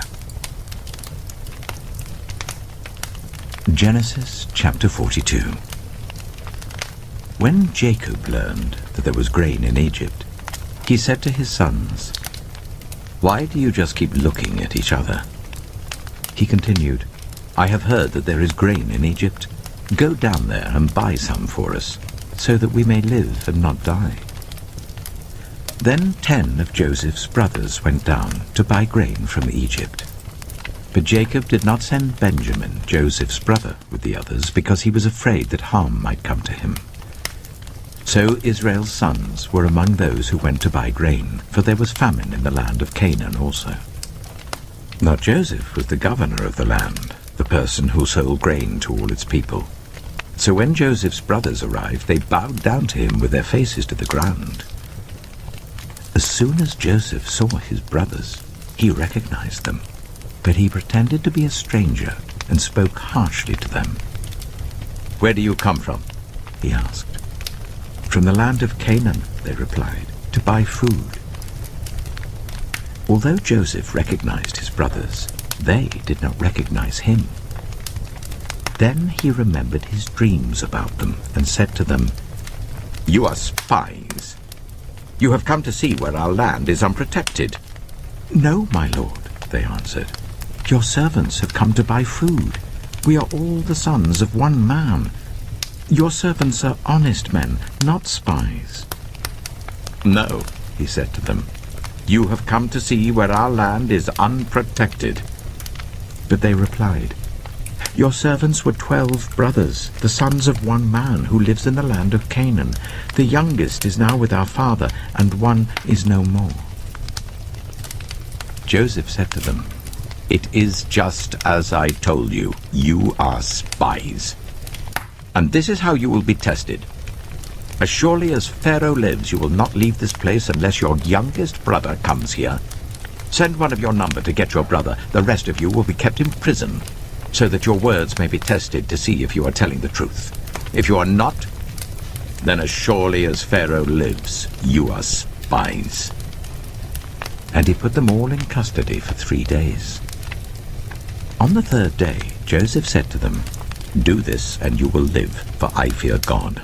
If you are honest men, let one of your brothers stay here in prison, while the rest of you go and take grain back for your starving households. But you must bring your youngest brother to me, so that your words may be verified, and that you may not die." This they proceeded to do. They said to one another, "Surely we are being punished because of our brother. We saw how distressed he was when he pleaded with us for his life, but we would not listen. That's why this distress has come on us." Reuben replied, "Didn't I tell you not to sin against the boy? But you wouldn't listen. Now we must give an accounting for his blood." They did not realize that Joseph could understand them, since he was using an interpreter. He turned away from them and began to weep, but then came back and spoke to them again.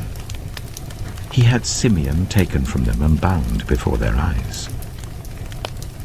Joseph gave orders to fill their bags with grain, to put each man's silver back in his sack, and to give them provisions for their journey.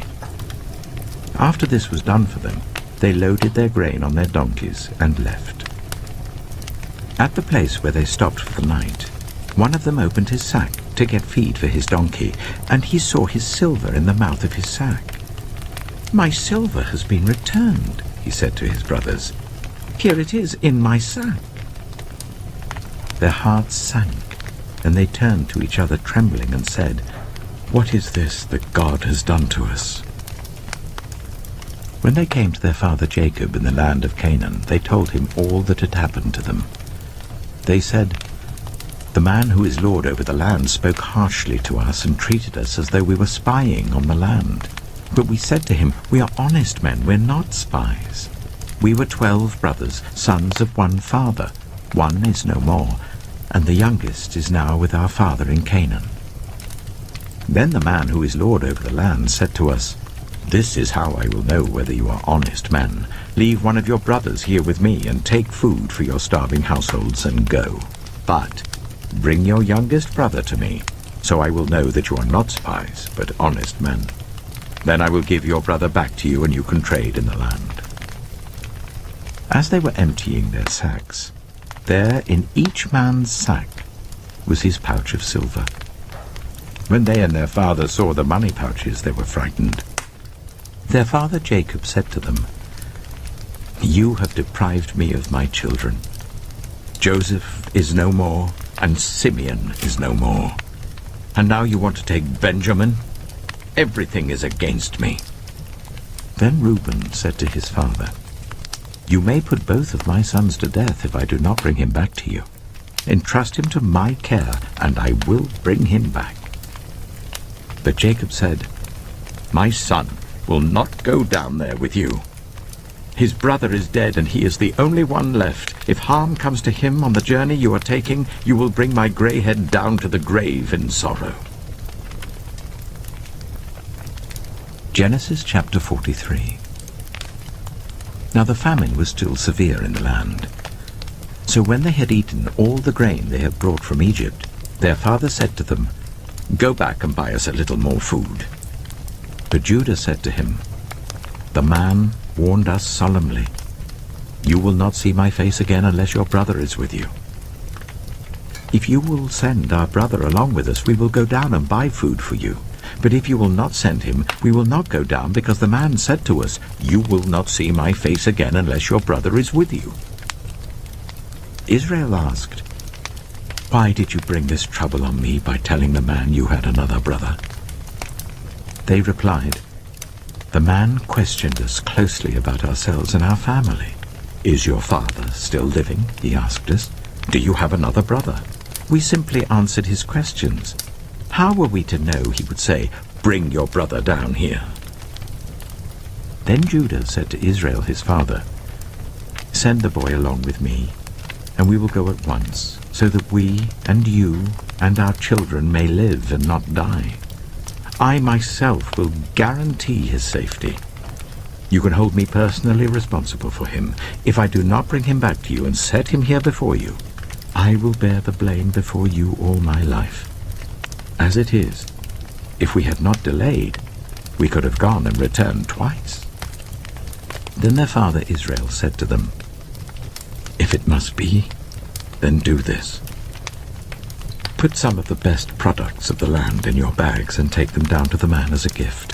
A little balm and a little honey, some spices and myrrh, some pistachio nuts and almonds. Take double the amount of silver with you, for you must return the silver that was put back into the mouths of your sacks. Perhaps it was a mistake. Take your brother also, and go back to the man at once. And may God Almighty grant you mercy before the man, so that he will let your other brother and Benjamin come back with you. As for me, if I am bereaved, I am bereaved." So the men took the gifts and double the amount of silver, and Benjamin also. They hurried down to Egypt and presented themselves to Joseph. When Joseph saw Benjamin with them, he said to the steward of his house, "Take these men to my house, slaughter an animal and prepare a meal. They are to eat with me at noon." The man did as Joseph told him and took the men to Joseph's house. Now the men were frightened when they were taken to his house. They thought, "We were brought here because of the silver that was put back into our sacks the first time. He wants to attack us and overpower us and seize us as slaves and take our donkeys." So they went up to Joseph's steward and spoke to him at the entrance to the house. "We beg your pardon, our lord," they said. "We came down here the first time to buy food, but at the place where we stopped for the night we opened our sacks and each of us found his silver, the exact weight, in the mouth of his sack. So we have brought it back with us. We have also brought additional silver with us to buy food. We don't know who put our silver in our sacks." "It's all right," he said. "Don't be afraid. Your God, the God of your father, has given you treasure in your sacks. I received your silver." Then he brought Simeon out to them. The steward took the men into Joseph's house, gave them water to wash their feet, and provided fodder for their donkeys. They prepared their gifts for Joseph's arrival at noon, because they had heard that they were to eat there. When Joseph came home, they presented to him the gifts they had brought into the house, and they bowed down before him to the ground. He asked them how they were, and then he said, "How is your aged father you told me about? Is he still living?" They replied, "Your servant our father is still alive and well," and they bowed down, prostrating themselves before him. As he looked about and saw his brother Benjamin, his own mother's son, he asked, "Is this your youngest brother, the one you told me about?" And he said, "God be gracious to you, my son." Deeply moved at the sight of his brother, Joseph hurried out and looked for a place to weep. He went into his private room and wept there. After he had washed his face, he came out and, controlling himself, said, "Serve the food." They served him by himself, the brothers by themselves, and the Egyptians who ate with him by themselves, because Egyptians could not eat with Hebrews, for that is detestable to Egyptians. The men had been seated before him in the order of their ages, from the firstborn to the youngest, and they looked at each other in astonishment. When portions were served to them from Joseph's table, Benjamin's portion was 5 times as much as anyone else's. So they feasted and drank freely with him. Genesis chapter 44. Now Joseph gave these instructions to the steward of his house. Fill the men's sacks with as much food as they can carry, and put each man's silver in the mouth of his sack. Then put my cup, the silver one, in the mouth of the youngest one's sack, along with the silver for his grain. And he did as Joseph said. As morning dawned, the men were sent on their way with their donkeys. They had not gone far from the city when Joseph said to his steward, "Go after those men at once, and when you catch up with them, say to them, 'Why have you repaid good with evil? Isn't this the cup my master drinks from, and also uses for divination? This is a wicked thing you have done.'"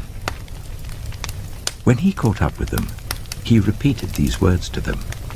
But they said to him, "Why does my lord say such things?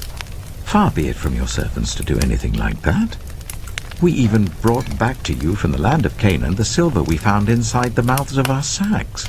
So why would we steal silver or gold from your master's house? If any of your servants is found to have it, he will die, and the rest of us will become my lord's slaves." "Very well then," he said, "let it be as you say. Whoever is found to have it will become my slave. The rest of you will be free from blame." Each of them quickly lowered his sack to the ground and opened it. Then the steward proceeded to search, beginning with the oldest and ending with the youngest. And the cup was found in Benjamin's sack. At this they tore their clothes. Then they all loaded their donkeys and returned to the city. Joseph was still in the house when Judah and his brothers came in, and they threw themselves to the ground before him.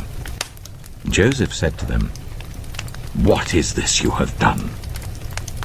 Don't you know that a man like me can find things out by divination?" "What can we say to my lord?" Judah replied. "What can we say? How can we prove our innocence? God has uncovered your servant's guilt. We are now my lord's slaves, we ourselves and the one who was found to have the cup." But Joseph said, "Far be it from me to do such a thing. Only the man who was found to have the cup will become my slave. The rest of you, go back to your father in peace." Then Judah went up to him and said, "Pardon your servant, my lord. Let me speak a word to my lord. Do not be angry with your servant, though you are equal to Pharaoh himself. My lord asked his servants, 'Do you have a father or a brother?' And we answered, 'We have an aged father, and there is a young son born to him in his old age. His brother is dead, and he is the only one of his mother's sons left, and his father loves him.' Then you said to your servants, 'Bring him down to me so I can see him for myself.' And we said to my lord, 'The boy cannot leave his father. If he leaves him, his father will die.' But you told your servants, 'Unless your youngest brother comes down with you, you will not see my face again.' When we went back to your servant, my father, we told him what my lord had said. Then our father said, 'Go back and buy a little more food.' But we said, 'We cannot go down. Only if our youngest brother is with us will we go. We cannot see the man's face unless our youngest brother is with us.' Your servant, my father, said to us, 'You know that my wife bore me 2 sons.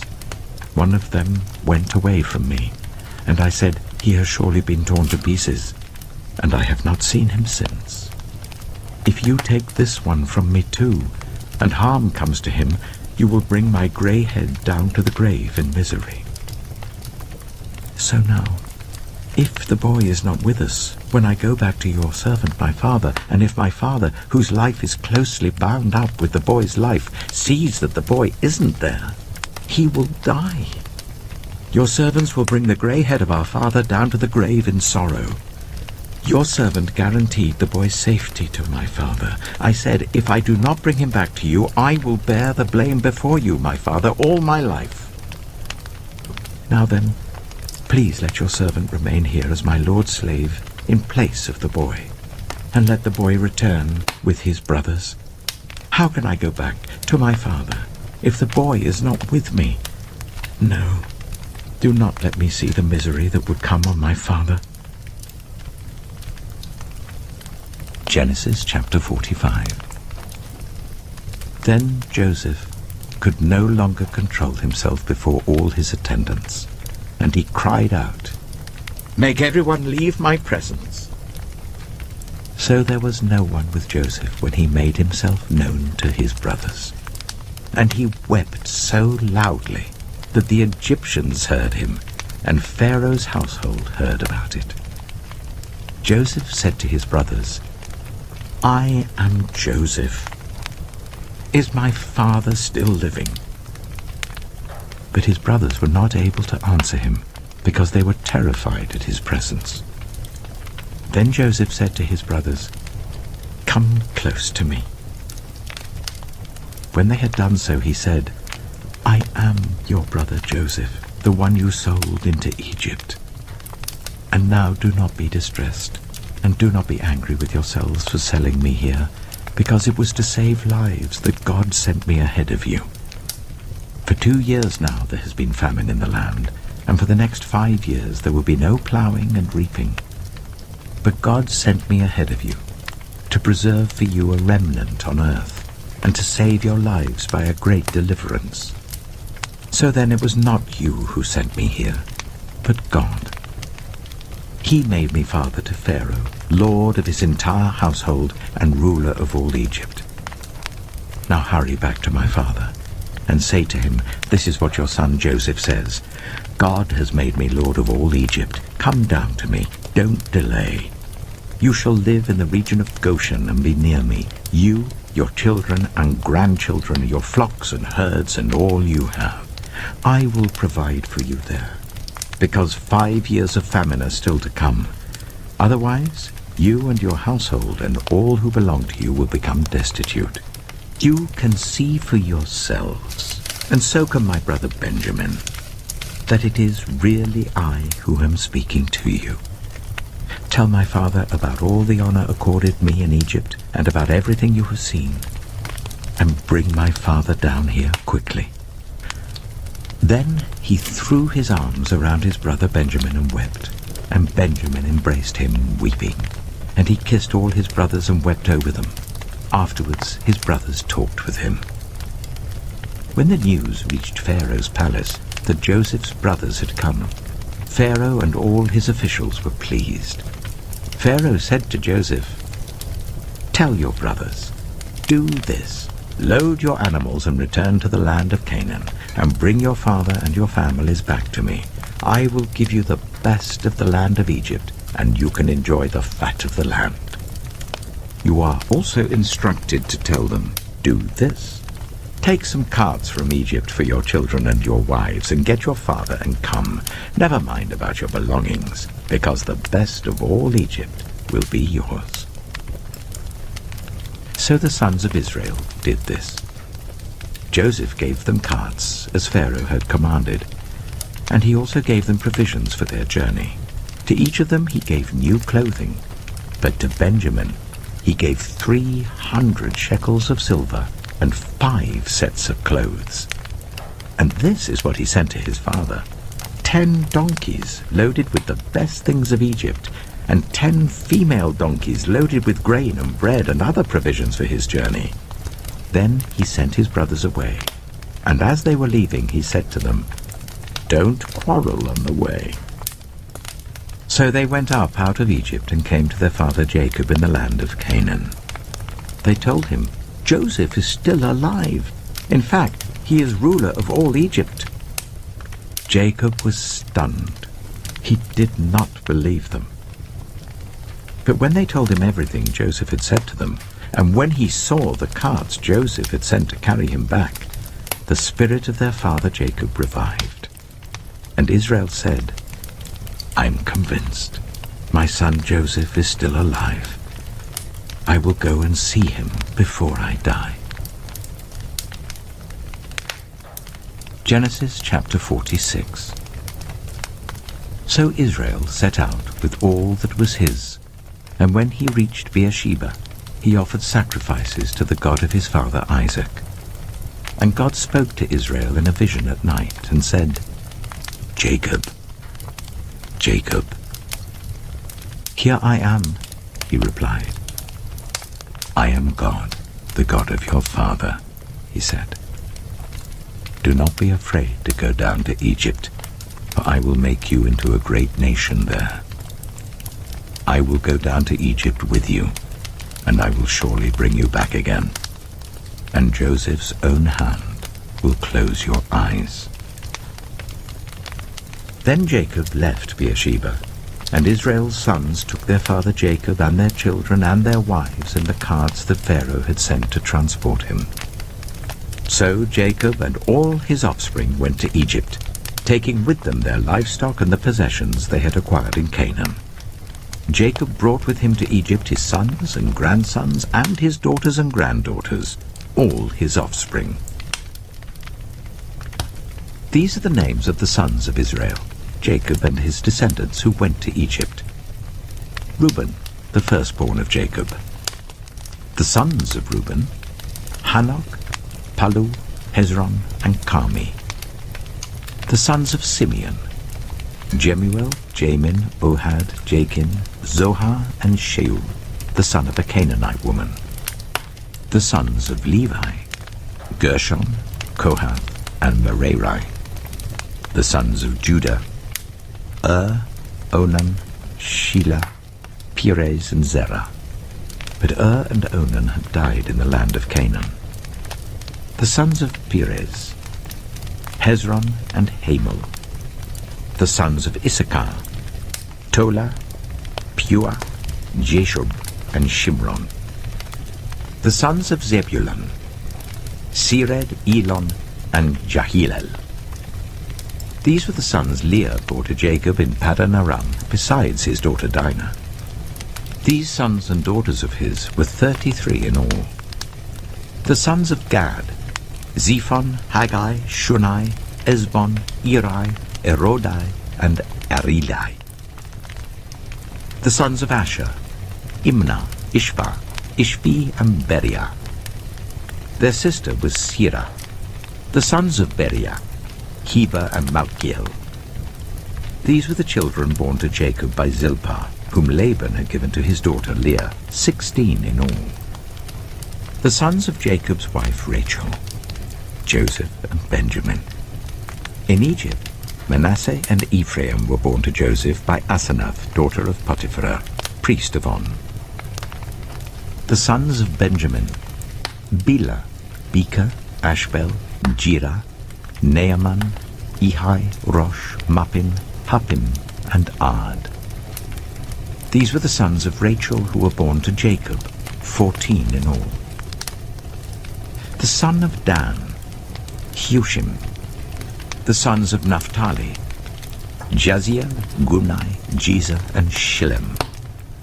These were the sons born to Jacob by Bilhah, whom Laban had given to his daughter Rachel, 7 in all. All those who went to Egypt with Jacob, those who were his direct descendants, not counting his sons' wives, numbered 66 persons. With the 2 sons who had been born to Joseph in Egypt, the members of Jacob's family, which went to Egypt, were 70 in all. Now Jacob sent Judah ahead of him to Joseph to get directions to Goshen. When they arrived in the region of Goshen, Joseph had his chariot made ready and went to Goshen to meet his father Israel. As soon as Joseph appeared before him, he threw his arms around his father and wept for a long time. Israel said to Joseph, "Now I'm ready to die, since I have seen for myself that you are still alive." Then Joseph said to his brothers and to his father's household, "I will go up and speak to Pharaoh, and will say to him, 'My brothers and my father's household who are living in the land of Canaan have come to me. The men are shepherds, they tend livestock, and they have brought along their flocks and herds and everything they own. When Pharaoh calls you in and asks, 'What is your occupation?' you should answer, 'Your servants have tended livestock from our boyhood on, just as our fathers did.' Then you will be allowed to settle in the region of Goshen, for all shepherds are detestable to the Egyptians." Genesis chapter 47. Joseph went and told Pharaoh, "My father and brothers with their flocks and herds and everything they own have come from the land of Canaan and are now in Goshen." He chose 5 of his brothers and presented them before Pharaoh. Pharaoh asked the brothers, "What is your occupation?" "Your servants are shepherds," they replied to Pharaoh, "just as our fathers were." They also said to him, "We have come to live here for a while because the famine is severe in Canaan, and your servants' flocks have no pasture. So now please let your servants settle in Goshen." Pharaoh said to Joseph, "Your father and your brothers have come to you, and the land of Egypt is before you. Settle your father and your brothers in the best part of the land. Let them live in Goshen. And if you know of any among them with special ability, put them in charge of my own livestock." Then Joseph brought his father Jacob in and presented him before Pharaoh. After Jacob blessed Pharaoh, Pharaoh asked him, "How old are you?" And Jacob said to Pharaoh, "The years of my pilgrimage are 130. My years have been few and difficult, and they do not equal the years of the pilgrimage of my fathers." Then Jacob blessed Pharaoh and went out from his presence. So Joseph settled his father and his brothers in Egypt and gave them property in the best part of the land, the district of Ramesses, as Pharaoh directed. Joseph also provided his father and his brothers and all his father's household with food according to the number of their children. There was no food, however, in the whole region because the famine was severe. Both Egypt and Canaan wasted away because of the famine. Joseph collected all the money that was to be found in Egypt and Canaan in payment for the grain that they were buying, and he brought it to Pharaoh's palace. When the money of the people of Egypt and Canaan was gone, all Egypt came to Joseph and said, "Give us food. Why should we die before your eyes? Our money is all gone." "Then bring your livestock," said Joseph. "I will sell you food in exchange for your livestock, since your money is gone." So they brought their livestock to Joseph, and he gave them food in exchange for their horses, their sheep and goats, their cattle and donkeys. And he brought them through that year with food in exchange for all their livestock. When that year was over, they came to him the following year and said, "We cannot hide from our lord the fact that since our money is gone and our livestock belongs to you, there is nothing left for our lord except our bodies and our land. Why should we perish before your eyes, we and our land as well? Buy us and our land in exchange for food, and we with our land will be in bondage to Pharaoh. Give us seed so that we may live and not die, and that the land may not become desolate." So Joseph bought all the land in Egypt for Pharaoh. The Egyptians, one and all, sold their fields because the famine was too severe for them. The land became Pharaoh's, and Joseph reduced the people to servitude from one end of Egypt to the other. However, he did not buy the land of the priests, because they received a fixed allowance from Pharaoh, and had food enough from the allowance Pharaoh gave them. That is why they did not sell their land. Joseph said to the people, "Now that I have bought you and your land today for Pharaoh, here is seed for you so you can plant the ground. But when the crop comes in, give 1/5 of it to Pharaoh. The other 4/5 you may keep as seed for the fields and as food for yourselves and your households and your children." "You have saved our lives," they said. "May we find favor in the eyes of our Lord. We will be in bondage to Pharaoh." So Joseph established it as a law concerning land in Egypt, still in force today, that 1/5 of the produce belongs to Pharaoh. It was only the land of the priests that did not become Pharaoh's. Now the Israelites settled in Egypt in the region of Goshen. They acquired property there and were fruitful and increased greatly in number. Jacob lived in Egypt 17 years, and the years of his life were 147. When the time drew near for Israel to die, he called for his son Joseph and said to him, "If I have found favor in your eyes, put your hand under my thigh and promise that you will show me kindness and faithfulness. Do not bury me in Egypt. But when I rest with my fathers, carry me out of Egypt and bury me where they are buried." "I will do as you say," he said. "Swear to me," he said. Then Joseph swore to him, and Israel worshipped as he leaned on the top of his staff. Genesis chapter 48. Sometime later, Joseph was told, "Your father is ill." So he took his 2 sons, Manasseh and Ephraim, along with him. When Jacob was told, "Your son Joseph has come to you," Israel rallied his strength and sat up on the bed. Jacob said to Joseph, "God Almighty appeared to me at Luz, in the land of Canaan, and there he blessed me and said to me, 'I am going to make you fruitful and increase your numbers.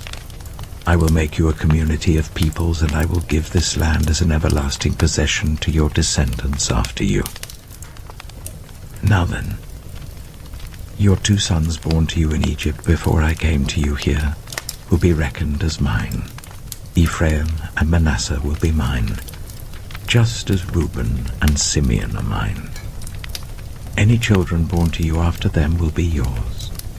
In the territory they inherit, they will be reckoned under the names of their brothers. As I was returning from Padan, to my sorrow, Rachel died in the land of Canaan while we were still on the way, a little distance from Ephrath. So I buried her there beside the road to Ephrath, that is Bethlehem." When Israel saw the sons of Joseph, he asked, "Who are these?" "They are the sons God has given me here," Joseph said to his father. Then Israel said, "Bring them to me so I may bless them." Now Israel's eyes were failing because of old age, and he could hardly see. So Joseph brought his sons close to him, and his father kissed them and embraced them. Israel said to Joseph, "I never expected to see your face again, and now God has allowed me to see your children too." Then Joseph removed them from Israel's knees and bowed down with his face to the ground. And Joseph took both of them, Ephraim on his right towards Israel's left hand, and Manasseh on his left towards Israel's right hand, and brought them close to him. But Israel reached out his right hand and put it on Ephraim's head, though he was the younger, and crossing his arms, he put his left hand on Manasseh's head, even though Manasseh was the firstborn. Then he blessed Joseph and said, "May the God before whom my fathers, Abraham and Isaac, walked faithfully, the God who has been my shepherd all my life to this day, the angel who has delivered me from all harm, may he bless these boys. May they be called by my name and the names of my fathers, Abraham and Isaac, and may they increase greatly on the earth." When Joseph saw his father placing his right hand on Ephraim's head, he was displeased. So he took hold of his father's hand to move it from Ephraim's head to Manasseh's head. Joseph said to him, "No, my father, this one is the firstborn. Put your right hand on his head." But his father refused and said, "I know, my son, I know. He too will become a people, and he too will become great. Nevertheless, his younger brother will be greater than he, and his descendants will become a group of nations." He blessed them that day and said, "In your name will Israel pronounce this blessing. May God make you like Ephraim and Manasseh." So he put Ephraim ahead of Manasseh. Then Israel said to Joseph, "I am about to die, but God will be with you and take you back to the land of your fathers. And to you I give one more ridge of land than to your brothers, the ridge I took from the Amorites with my sword and my bow. Genesis chapter 49. Then Jacob called for his sons and said, "Gather round so I can tell you what will happen to you in days to come. Assemble and listen, sons of Jacob. Listen to your father Israel. Reuben, you are my firstborn, my might, the first sign of my strength, excelling in honor, excelling in power. Turbulent as the waters, you will no longer excel. For you went up onto your father's bed, onto my couch, and defiled it." Simeon and Levi are brothers. Their swords are weapons of violence. Let me not enter their council, let me not join their assembly, for they have killed men in their anger, and hamstrung oxen as they pleased. Cursed be their anger so fierce, and their fury so cruel. I will scatter them in Jacob and disperse them in Israel. Judah, your brothers will praise you. Your hand will be on the neck of your enemies. Your father's sons will bow down to you. You are a lion's cub, Judah. You return from the prey, my son. Like a lion he crouches and lies down like a lioness. Who dares to rouse him? The scepter will not depart from Judah, nor the ruler's staff from between his feet, until he to whom it belongs shall come, and the obedience of the nations shall be his. He will tether his donkey to a vine, his colt to the choicest branch. He will wash his garments in wine, his robes in the blood of grapes. His eyes will be darker than wine, his teeth whiter than milk. Zebulun will live by the seashore and become a haven for ships. His border will extend toward Sidon. Issachar is a scrawny donkey lying down among the sheepfolds.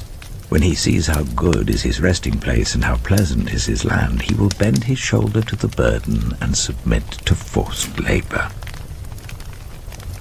Dan will provide justice for his people as one of the tribes of Israel.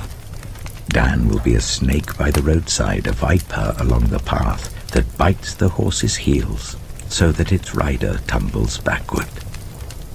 I look for your deliverance, Lord. Gad will be attacked by a band of raiders, but he will attack them at their heels.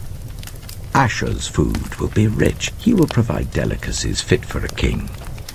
Naphtali is a doe set free that bears beautiful fawns. Joseph is a fruitful vine near a spring, whose branches climb over a wall. With bitterness archers attacked him. They shot at him with hostility. But his bow remained steady, his strong arm stayed supple, because of the hand of the mighty one of Jacob, because of the shepherd, the rock of Israel, because of your father's God who helps you, because of the Almighty who blesses you with blessings of the skies above, blessings of the deep springs below, blessings of the breast and womb. Your father's blessings are greater than the blessings of the ancient mountains, than the bounty of the age-old hills. Let all these rest on the head of Joseph, on the brow of the prince among his brothers. Benjamin is a ravenous wolf. In the morning he devours the prey. In the evening he divides the plunder. All these are the 12 tribes of Israel, and this is what their father said to them when he blessed them, giving each the blessing appropriate to him. Then he gave them these instructions. I am about to be gathered to my people. Bury me with my fathers in the cave in the field of Ephron the Hittite, the cave in the field of Machpelah, near Mamre in Canaan, which Abraham bought along with the field as a burial place from Ephron the Hittite, There Abraham and his wife Sarah were buried. There Isaac and his wife Rebekah were buried. And there I buried Leah. The field and the cave in it were bought from the Hittites." When Jacob had finished giving instructions to his sons, he drew his feet up into the bed, breathed his last, and was gathered to his people. Genesis chapter 50. Joseph threw himself on his father and wept over him and kissed him. Then Joseph directed the physicians in his service to embalm his father Israel. So the physicians embalmed him, taking a full 40 days, for that was the time required for embalming. And the Egyptians mourned for him 70 days. When the days of mourning had passed, Joseph said to Pharaoh's court, "If I have found favor in your eyes, speak to Pharaoh for me. Tell him, my father made me swear an oath and said, 'I am about to die. Bury me in the tomb I dug for myself in the land of Canaan.' Now let me go up and bury my father. Then I will return." Pharaoh said, "Go up and bury your father, as he made you swear to do." So Joseph went up to bury his father. All Pharaoh's officials accompanied him, the dignitaries of his court and all the dignitaries of Egypt, besides all members of Joseph's household and his brothers and those belonging to his father's household. Only their children and their flocks and herds were left in Goshen. Chariots and horsemen also went up with him. It was a very large company. When they reached the threshing floor of Atad, near the Jordan, they lamented loudly and bitterly, and there Joseph observed a 7-day period of mourning for his father. When the Canaanites who lived there saw the mourning at the threshing floor of Atad, they said, "The Egyptians are holding a solemn ceremony of mourning." That is why that place near the Jordan is called Abel Mizraim. So Jacob's sons did as he had commanded them. They carried him to the land of Canaan and buried him in the cave of the field of Machpelah near Mamre, which Abraham had bought along with the field as a burial place from Ephron the Hittite. After burying his father, Joseph returned to Egypt, together with his brothers and all the others who had gone with him to bury his father. When Joseph's brothers saw that their father was dead, they said, "What if Joseph holds a grudge against us and pays us back for all the wrongs we did to him?" So they sent word to Joseph, saying, "Your father left these instructions before he died. This is what you are to say to Joseph. I ask you to forgive your brothers the sins and the wrongs they committed in treating you so badly. Now please forgive the sins of the servants of the God of your father." When their message came to him, Joseph wept. His brothers then came and threw themselves down before him. "We are your slaves," they said. But Joseph said to them, "Don't be afraid. Am I in the place of God? You intended to harm me, but God intended it for good, to accomplish what is now being done, the saving of many lives. So then don't be afraid. I will provide for you and your children." And he reassured them and spoke kindly to them. Joseph stayed in Egypt, along with all his father's family. He lived 110 years and saw the 3rd generation of Ephraim's children. Also the children of Machir, son of Manasseh, were placed at birth on Joseph's knees. Then Joseph said to his brothers, "I am about to die, but God will surely come to your aid and take you up out of this land, to the land he promised on oath to Abraham, Isaac, and Jacob." And Joseph made the Israelites swear an oath and said, "God will surely come to your aid, and then you must carry my bones up from this place." So Joseph died at the age of 110. and after they embalmed him, he was placed in a coffin in Egypt.